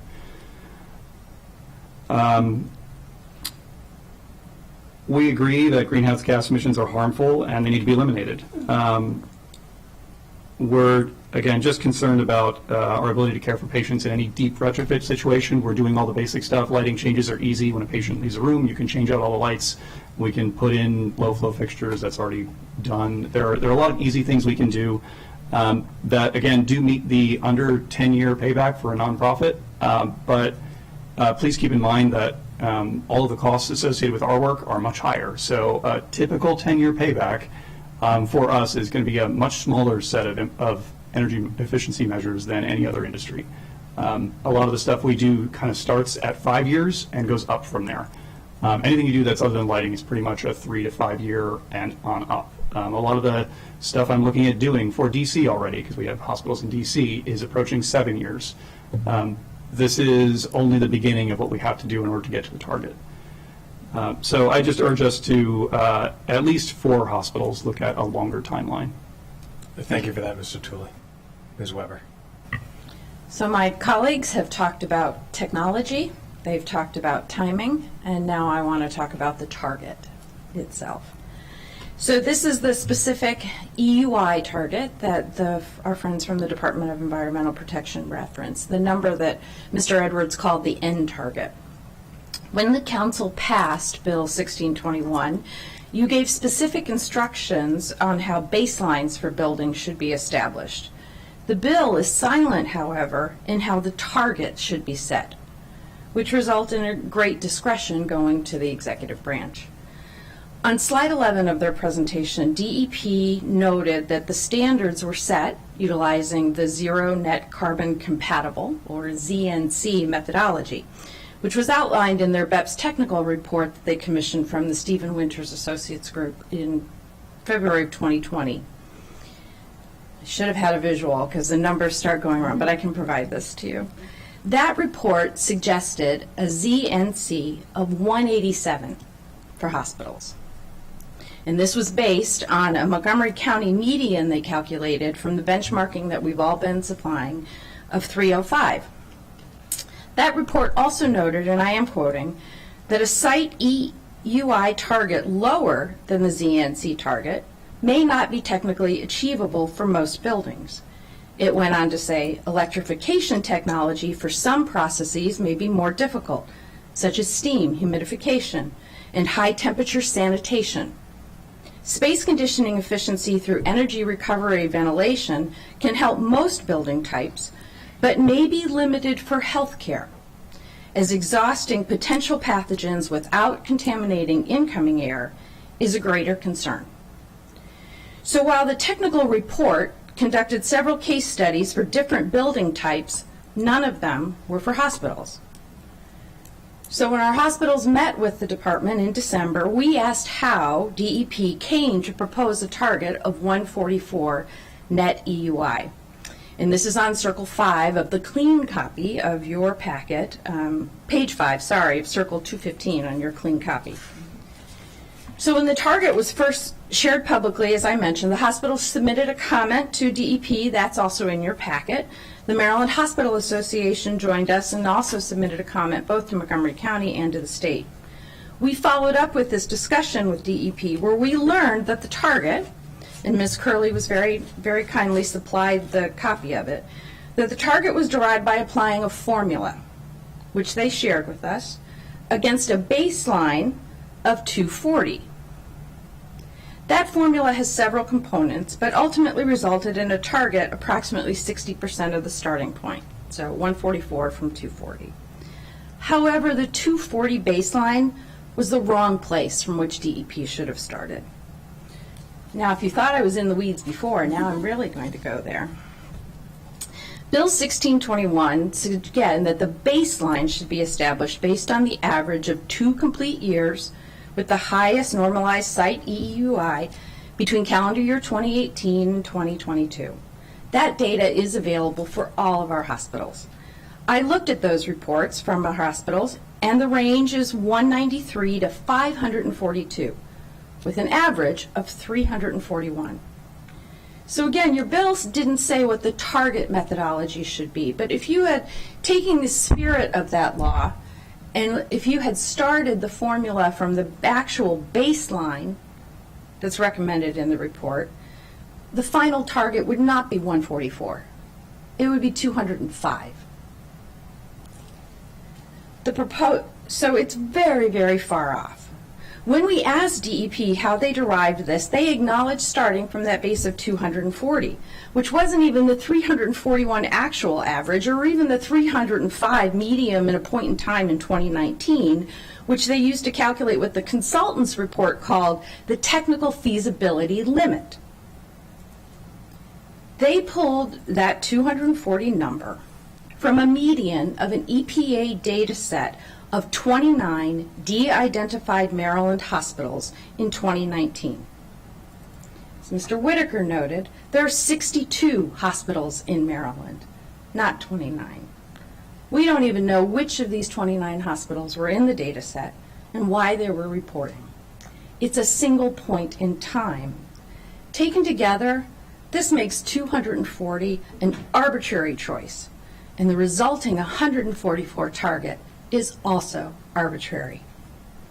For this reason alone, our hospitals together are asking you to exercise your authority to reject the regulations as they've been proposed and send them back to DEP with a direction to follow the process and the spirit that the council outlined when you passed the statute in 2022. I will note that a ZNC target of 205 is actually consistent with the discussion in the technical report that DEP said they were relying upon. On page 199 of that report, it discussed retrofitting, although not a case study, that might be possible for inpatient healthcare facilities and says, quote, the resulting EUI is in the 200 to 240 range. Thank you. There's a reason you're the closer, Ms. Weber. Thank you for elevating those data points and raising those questions. Again, we're going to hold on to that. They've been captured. DEP is still in the room, and so there will be a point in the future when we address your very specific and on-point questions. With that, there is another item we have to get to, but I will open it up to colleagues for questions. The one question I have, just to start, everyone kind of alluded to various things that you're doing within your systems. But what are the more global trends, or at least national trends, within hospital settings for undertaking these types of environmental transformations? The light bulbs and some of those things, that's tinkering around the edges. We all know that. The work that needs to be done across the board for environmental sustainability is much deeper than that, and curious where those trends are in the industry as a whole. Mr. Whitaker or anybody else, or Mr. Pulley, actually. I can take a stab at this. I previously worked at the University of Chicago Medical Center. Before coming here, I was the energy manager there as well. and in talking to our colleagues in Chicago and then some of the folks here, a lot of the focus now is actually on our chilled water plants. Chilled water is a massive need in hospitals. We have to do dehumidification before we actually send air down the ductwork and then potentially rehumidify it depending on what the need is. So we run chilled water most of the year, especially here in Maryland. Those plants are, the equipment that's installed is designed to be run for 20 years. Realistically, we run it for 30 or more. We'll continue to run a thing until it dies, knowing that we have redundancy in place. But the systems that are in place there they grow over time. So you end up with a thing that is sending your chilled water running around the building without actually being used, which creates a bunch of inefficiencies. This is a difficult problem to solve. It involves visiting every pump, every air handler, every valve you have in a building. To give you an idea, we have, at least in our Montgomery hospital, we have, I believe it's 12 air handlers. It is 3 main pumps and then a ton of booster pumps. The valves number in the hundreds, and this work needs to be done while the system is live. We do get brief periods of shutdown now when it's cool enough outside, but we're looking at, this is what you would call a kind of a deep energy retrofit kind of project. This is an engineering study that goes out, tells you where your inefficiencies are, and then you come back through and you replace that equipment. You do it in a phased approach. It's not all in 1 year. This is a 5-year plan to get a system under control. It takes time, and again, it takes a lot of money. So this is a kind of the first level of chipping away at this problem. Is looking at the equipment that is generating the biggest demand, that runs most of the time, that is already electrified, because the steam systems are a whole other beast that I'm sure my colleagues can talk about. Mr. Damiano. Yeah, so there are 2 things that I want to add, I think that would be helpful. I think nationally, there's a big dichotomy between the age of the facility, some of the older healthcare systems, and some of the older facilities, and the requirements that are needed in order to make them more sustainable as opposed to the newer facilities. I know Todd mentioned a little bit earlier, both White Oak and Holy Cross Germantown Hospital, relatively new facilities, healthcare facilities in the county, have had kind of a jump on the sustainability compared to some of the older facilities. So in order to make the older facilities more sustainable, there's a lot more work that has to be done with the infrastructure in order to do that. The second thing that I want to point out is that from the very beginning, when I started taking care of patients back in the late 80s until now, there has been a heavy reliance on technology. And with that technology comes more of a requirement for energy, especially electricity. So, and that will only increase. Things like our electronic health record being used on all the patients, looking at robotics, looking at artificial intelligence, all of those things will contribute to our grid. Thank you for that, Doctor. Just one further comment. You know, it's one thing to retrofit or to tune up a building or to go back and commission it back to design specification, and that's very challenging for a lot of reasons that have been discussed for infection control and just how you contain it. But I will say, as the best way to do it, and we're lucky to have 2 hospitals in the county that are newer that have done a lot of that optimization work. But I will say on the Eastern Shore, the University of Maryland is constructing a new hospital or planning a new hospital using geothermal approaches. It's important because from a stewardship perspective, yes, but at a premium of about $14 to $15 million on top of the first cost capital. So I would just say that it's easier to do it in a greenfield, new site, new hospital condition. But and I'm not sure that we'll see that around Montgomery County for some time. Yeah. Thank you, colleagues. Councilmember Bowles. Thank you, and we've taken copious notes, all 3 of us. Can I ask, Ms. Weber, can you document your numbers and with relation to where it fits into the packet? That would be great. Yeah, I will. Thank you. And actually, and Ms. Curley had shared a chart that they used, and that's the jumping off point, so I'll include that in the packet as well. The first question I have may seem very simplistic, but I want to make sure we're all talking about the same thing. Hospitals. We have 6 hospitals in Montgomery County? Okay, and that's what we're talking about today. All right, I just wanted to make sure, because I think as we move forward and talk to DEP about these things, I want to make sure that was our focus today. And I appreciate that. And I just want to say thank you to each of you. You know, we know the struggles that hospitals face, particularly hospitals in Maryland. Our health and our HHS committee has been talking about our wait times in our ERs, our EDs. You know, there's a lot that you all are facing. So we understand that, and we appreciate you bringing these concerns to us. And Ms. Stewart, I will just add, all of our hospitals have other facilities in the county as Yes, well. but- We all have surgery centers and medical offices. Our hospitals are the largest footprint, Yes. the most expensive to operate, and so that's where the concern is right now. I just want to make sure to clarify, and I appreciate that. I guess I just have one question.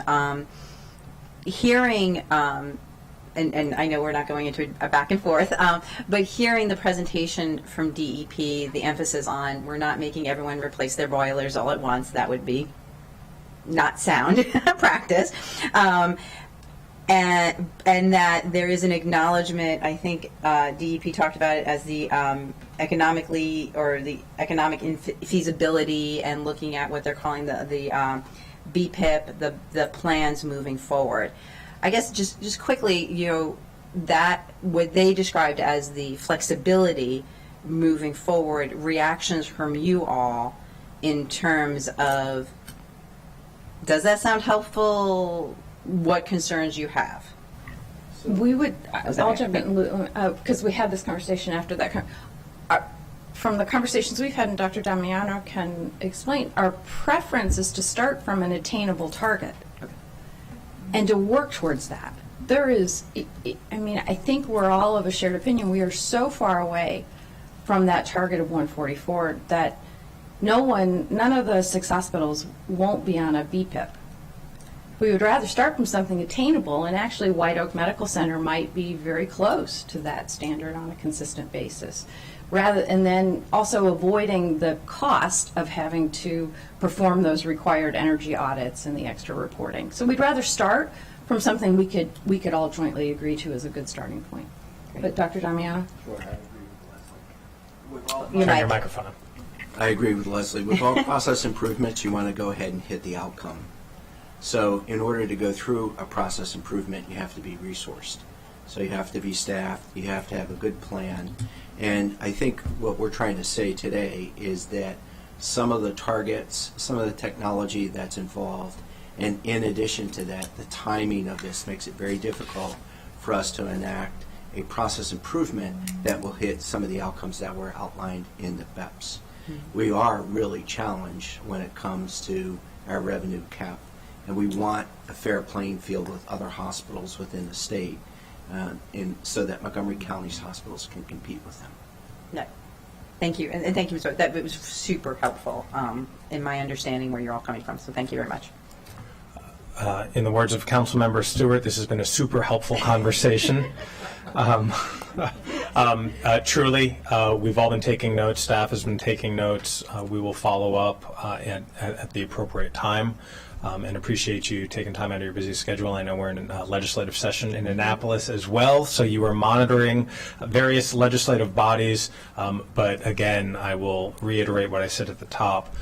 Your sector and your facilities are incredibly important to the health of our community. And we appreciate your commitment to environmental sustainability and want to figure out how we make this happen, given the financial constraints, the very unique financial constraints that you, probably more than any other sector in the state of Maryland, are operating under. So thank you for taking time today, and we'll continue this discussion. So thank you. And thank you, Mr. Levchenko, as well. We are going to switch gears now from the environment portfolio to the transportation portfolio and receive a briefing on the Washington Grove Connector project. And I know that District 3 Councilmember Katz, will soon return. We say his name 3 times, Councilmember Katz, Councilmember Katz, Councilmember Katz, he will appear.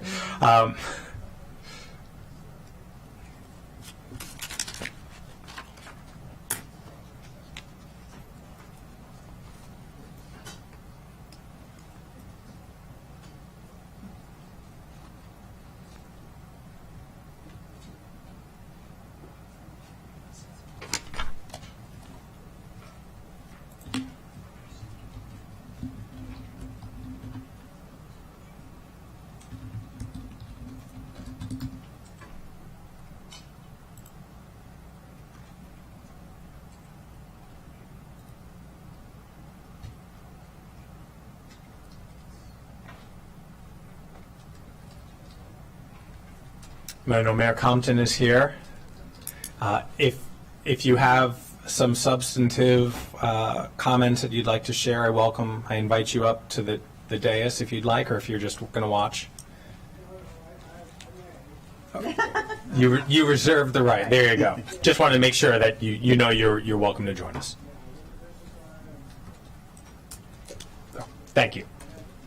Very good. Okay. Hi. We'll start. I don't know who wants to start. Okay. There we go. Well, good afternoon, and thank you to the committee for making time for us today. I want to especially thank your staff for all their help along the way in setting this up. And I guess we should all introduce ourselves. I'm Jean Kapusnik. I'm a capital projects manager at the Transportation Engineering section in DOT, and I'm managing this project that we're talking about today. Great. Hello, everybody. I'm Dan Sheridan. I'm the Chief of the Planning and Design section within the Division of Transportation Engineering in MCDOT. Good evening. I'm Joe Stamano, the Acting Chief of the Division of Transportation Engineering. Fantastic.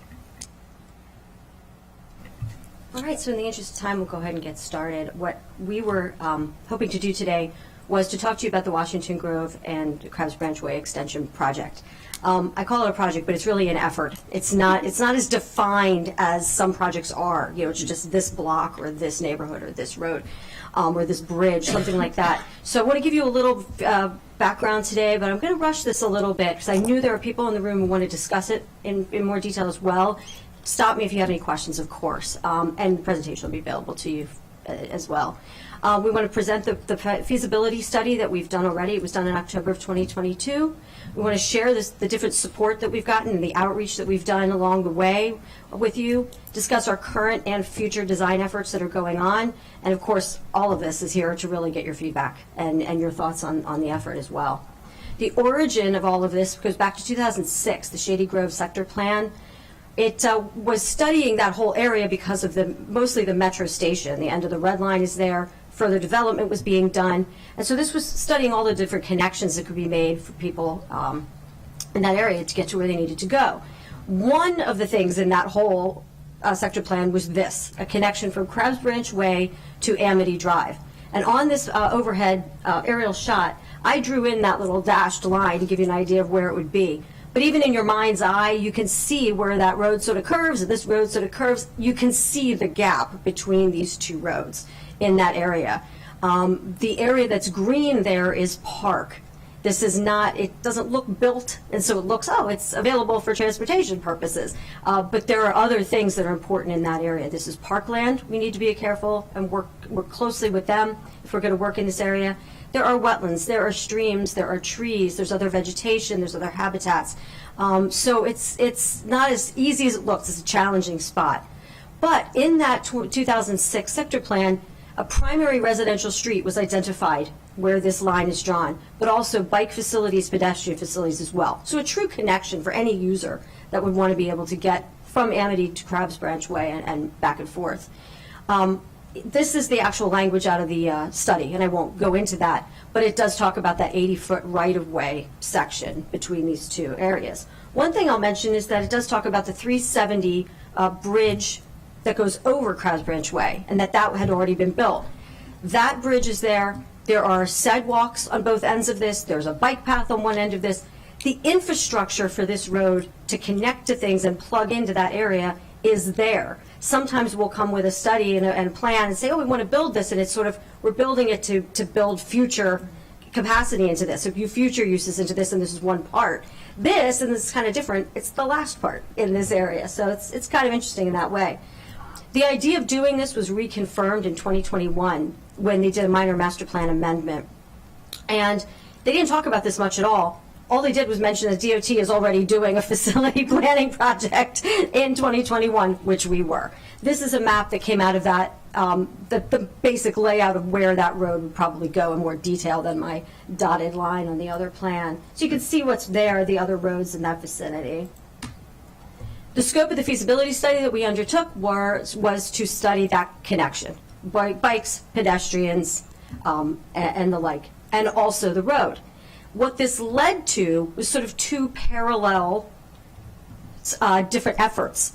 The first one, the big road, the Crabs Branch Way extension from Crabs Branch to Amity. And also in this, it's hard to see with these colors, but there's a green trail that's shown, which would be parallel to the roadway, and then a stub of that off to Washington Grove. So connecting Washington Grove, the community at Amity Drive, all the way down to the metro station, connects there, but also far afield. These things go to other neighborhoods. There are other planning efforts going on right now in Washington Grove and Gaithersburg. So having that stub in there was important as well. So this is it would be an important piece in this system. The Washington Grove trail connections were a little bit different. This was as if you were going to build a connection to Washington Grove, which of course, again, provides that trail system, so that would be pedestrians and bicycles, without a road. I say parallel at the top of this, but I know in the back of my mind that these are actually not parallel efforts. They kind of can't exist at the same time. They're sort of mutually exclusive. Both of these were going forward during this feasibility study. The road would look like this. It's 2 lanes, 1 in each direction, 10.5 feet wide, 6-foot buffers on both sides, with a 6-foot sidewalk that would be on that east and southern side of Crabs Branch Way, which would tie into existing sidewalk on both ends. The side path would be on the opposite side, the west and northern side of this, and then would connect all the way up to Amity, but also over to Washington Grove as well. This is the complete street option. This is putting this entire effort in on the ground and getting all of that mobility for bicycles, pedestrians, and cars through this area. So this is the typical section through there. I won't bore you with 1,000 plan sheets. There's only 4 that cover this whole plan, but we developed a 15% plan during this. So we have some real idea of what the impacts of this are going to be, what the cost is going to be, at least to a 15% level. This is the Crabs Branch Way connection at the one end. The thicker line in the middle, that's that darker gray, is the road, and it's just the pavement of the road. The sidewalk is out to the east side in that lighter gray, and that's the 6-foot sidewalk, just the width of the concrete. The olive color is the trail, or the side path, the asphalt, out 10 feet wide, and that's just the width of the 10-foot wide section. So I want to continue, just like I said, four sheets, just walk along with me or ride along with me along this way, and you'll see that Brown Street connection on that next plan sheet as you're moving to the north. More trail, more sidewalk, more road. There's the Maryland 200 ramp is there to give you an idea of where we are. And then it connects to Amity Drive, where the sidewalk and the trail flare out at the end are connected to existing facilities. But there are some other things that I want to show on this plan quickly. There's a line just outside of the top and bottom of the road section here that says LOD. I don't know if you could see it, but it's a line and a little line, little word, line, little word on both sides of this. Building this road, not only are we through park, but the park is actually lower in elevation than the 2 existing roads. So in order to connect those roads, we have to fill in that park and bring that proposed road up high enough to make all of that connect. This outside line, I want to show you, want to point this out, is the real footprint of this effort. It's not just a ribbon of asphalt where we are. There is more to it than that, a lot of fill. This is a 15% plan. This can be refined, try to bring that in, try to limit impacts. But as I said, even on this sheet is one of the culverts that would need to be under here. A pipe open on both ends is a culvert. You have water has to get from one side of that road to the other because we're building this on an embankment. At this 15% design, the cost of construction about $4 million. That can be refined either way at this point, depending on how going forward, working with parks, working with the impacts we have, and trying to do the best job we can here with the least cost and the least impacts. We did public outreach along the way. We've had 3 public meetings in 2020, 2021, and 2023. We've met with the planning board twice, not in mandatory referral, but in 2 briefings. And I wanted to point this out because they came back to us with recommendations both times, and you can read all the language later. But the quick thing I want to point out is that the first recommendation in 2021 was to connect alternative 3, which is that to Brown Street, should be advanced as the preferred trail alignment, not including the road, but just connecting Crabs Branch Way to Brown Street alone. The paved trail all the way to Amity was the next one. So their focus was pedestrians and bicyclists, to be sure. We were asked to come back for another briefing with more information about the road at that time. We came back in 2023, in July, with more information about the road. Some more traffic studies were done. The road is still warranted, but it's still not a priority, it doesn't seem, to the planning board. They said, again, prioritize construction of the Brown Street connector because it has support, public support, including the town of Washington Grove, who's here today, and is far along in the design process and has a relatively low cost. So that's what their recommendation has been. So we've done an extra effort on that option. We have the 15% road plans in our pocket. What does it look like with just doing this one? We've had 2 meetings with Councilman Katz in September, and they asked us to come back with more information in December, and we did. And this is the Brown Street connection of the trail that was in the facility report. It's that red area here. Again, just a 10-foot wide path with 2-foot little shoulders on each side that would be not paved. And we recommend going forward with this. The road is a very long-term solution. It's a lot of effort and work and money before we'd be ready to do it.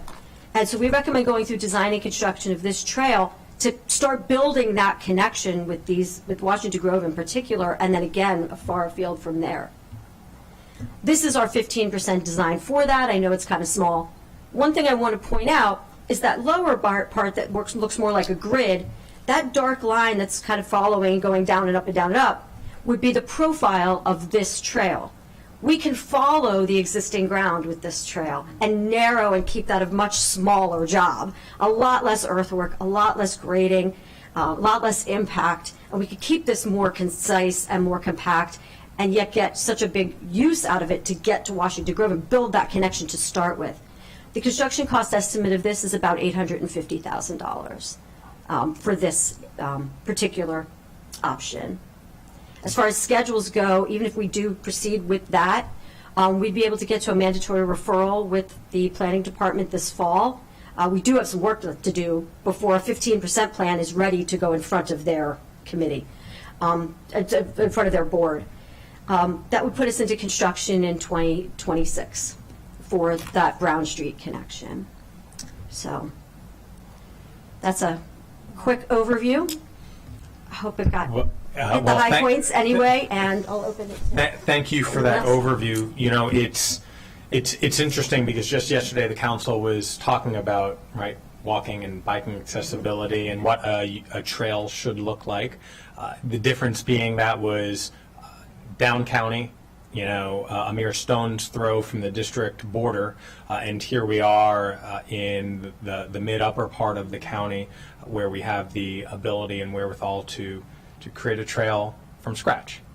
And the only question I have before indulging and turning it over to the District 3 council member, I was looking through all of the material. My understanding is that the preferred alignment, the number 1 plan, it's really only a quarter of a mile, or is that correct? Thereabout?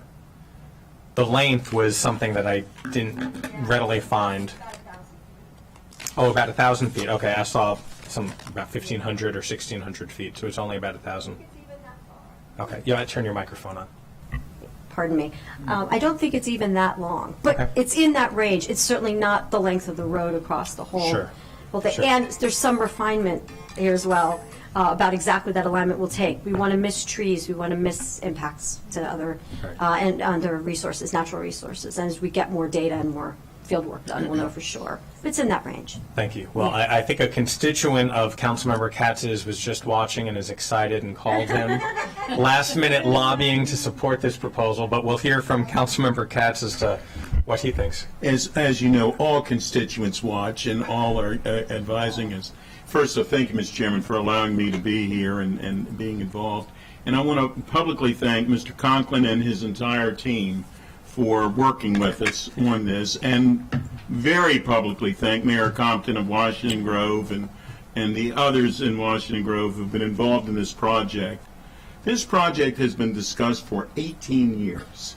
It's on fast track for 18 years. It was in the 2006 Shady Grove Sector Master Plan. And please correct me, it's always when I'm wrong, it's never if I'm wrong. But there's been some confusion about the money, where it was allocated, and Mr. Conklin was kind enough to explain, I believe it's called in the Bikeway Program Minor Projects Plan. And I'm saying this for the community, and I know the mayor will correct me when I'm wrong, not if, but they want the trail. They don't want anything beyond the trail. Would that be fair, Mayor Compton? Mr. Compton, you want to come on down, Mr. Mayor?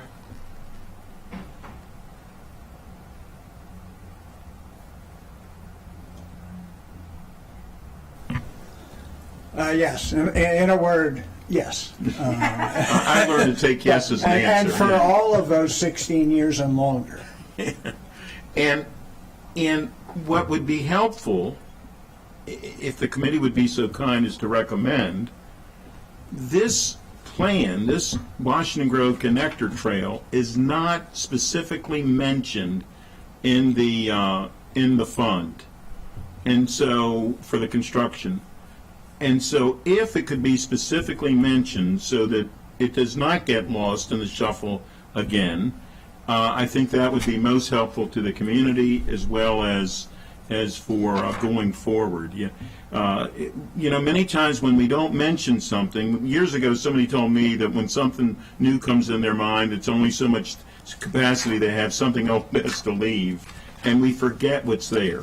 And I would ask that the committee recommend that this be specifically mentioned, identified in the plan itself. And with that, I thank you. So thank you very much, Councilmember Katz. Let's talk about that funding line item. Is that within the CIP that needs to be delineated? Director Conklin, if you are the right person. Our other staff knows the answer too, but there's a project in the recommended capital budget, Bikeway minor projects, that has a set of projects in it that are funded for various stages of activity. There's $1 million allocated for this particular effort, but it's not reflected in the text or the fiscal note in the PDF. So you're going to be taking up review of the CIP over the next few weeks, and this project will be one of the ones that's in that packet. So Councilmember Katz's suggestion, and I think it's a reasonable one, is just to identify that allocation is in that project for this effort, because otherwise it's just not documented in there, even though that's what's in our financial background and on our work program. Sure. Mr. Sheridan, apologies for, do you have anything else you want to add to that? Okay, very good. Thank you. You don't want to disagree with? I learned to take yes. You listen, right. Colleagues? Councilmember Balcom. Yes, just one question. Thank you. So are other specific projects named in that fund? There are, and there's just not a one-to-one correspondence between what's actually funded in that program and what's on the map that's attached to that. It's probably a clerical error that the map just didn't get updated when the list of projects got updated. So it's not an intentional omission. It just so happens that what's in the document doesn't reflect what's actually in the work plan. Okay, thank you. Appreciate that. Well, I think it's fair to say that we are always looking forward to supporting projects that promote walkability and bikeability in which everyone agrees. and the community, and ones that the community supports. And it sounds like the community supports. It might have been a winding trail to get to where we are, 18 years long. But Mr. Mayor, I appreciate you working through this with your community. Thanks. Can I now just make a little broader statement? I think Councilman Katz has made the request that we're really looking for. You heard a review of roadway and bike trail plans in this particular area. The fact is that, and I'm going to just state this, the roadway has questionable value. There's been a new transportation study which sort of questionably indicates it would help. It's a substantial expense, and it has substantial environmental impact, as you heard. So the roadway has, to a large degree, been a red herring versus the Washington Grove connector. And even talking about the roadway in this discussion is a red herring, because that roadway is in no way in anybody's capital improvement program. You heard that even the planning board hasn't prioritized it. Yes, it's in the master plan, but no, nobody's pushing for that road today. Yet, the Department of Transportation has done a 15% study. And while they were doing that, they did not design the Washington Grove connector as it was drawn in the original maps. They didn't even design it as it was drawn in their initial study in 2020 to identify an alignment and an entry. So years have been lost on this project, and it's been frustrating because the value of this connector, and Councilman Glass, you all appreciate the value of the pedestrian and multi-user pathways. This one has a particularly large impact. It will connect a good part of Gaithersburg to the Shady Grove Metro.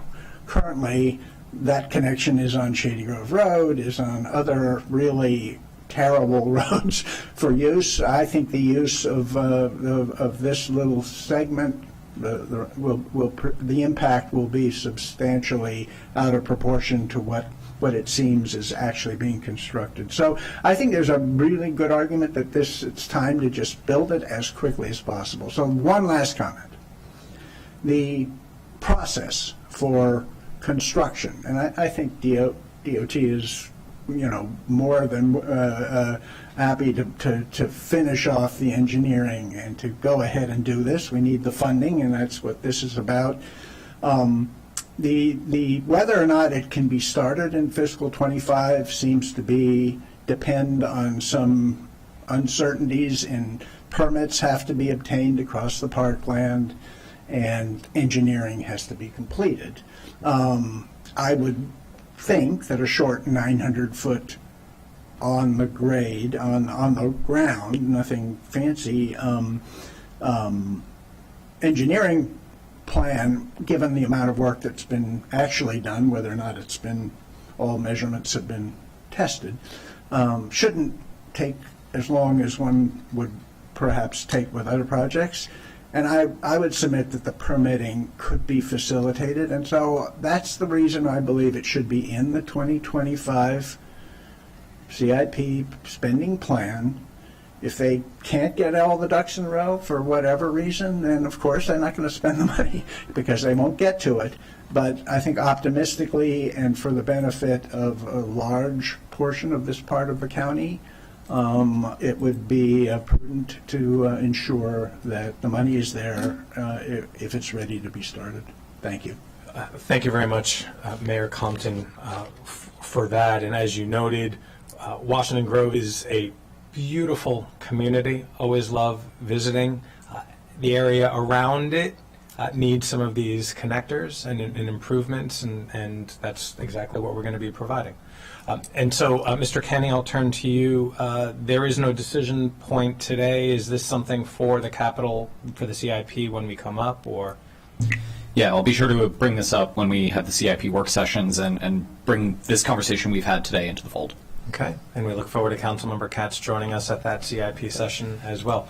Director Conklin. Typically, at the completion of these facility planning studies, the T&E committee does recommend a path forward based on the results presented.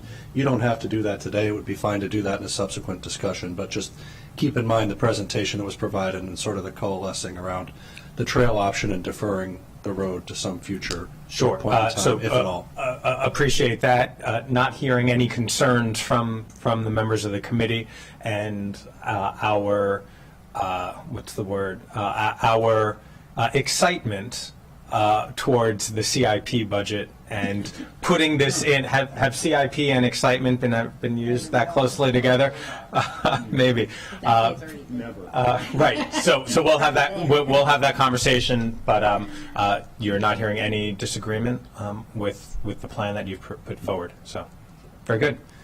Thank you to the DOT team. Thank you, Councilmember Katz. Thank you, colleagues. Thank you. We are adjourned.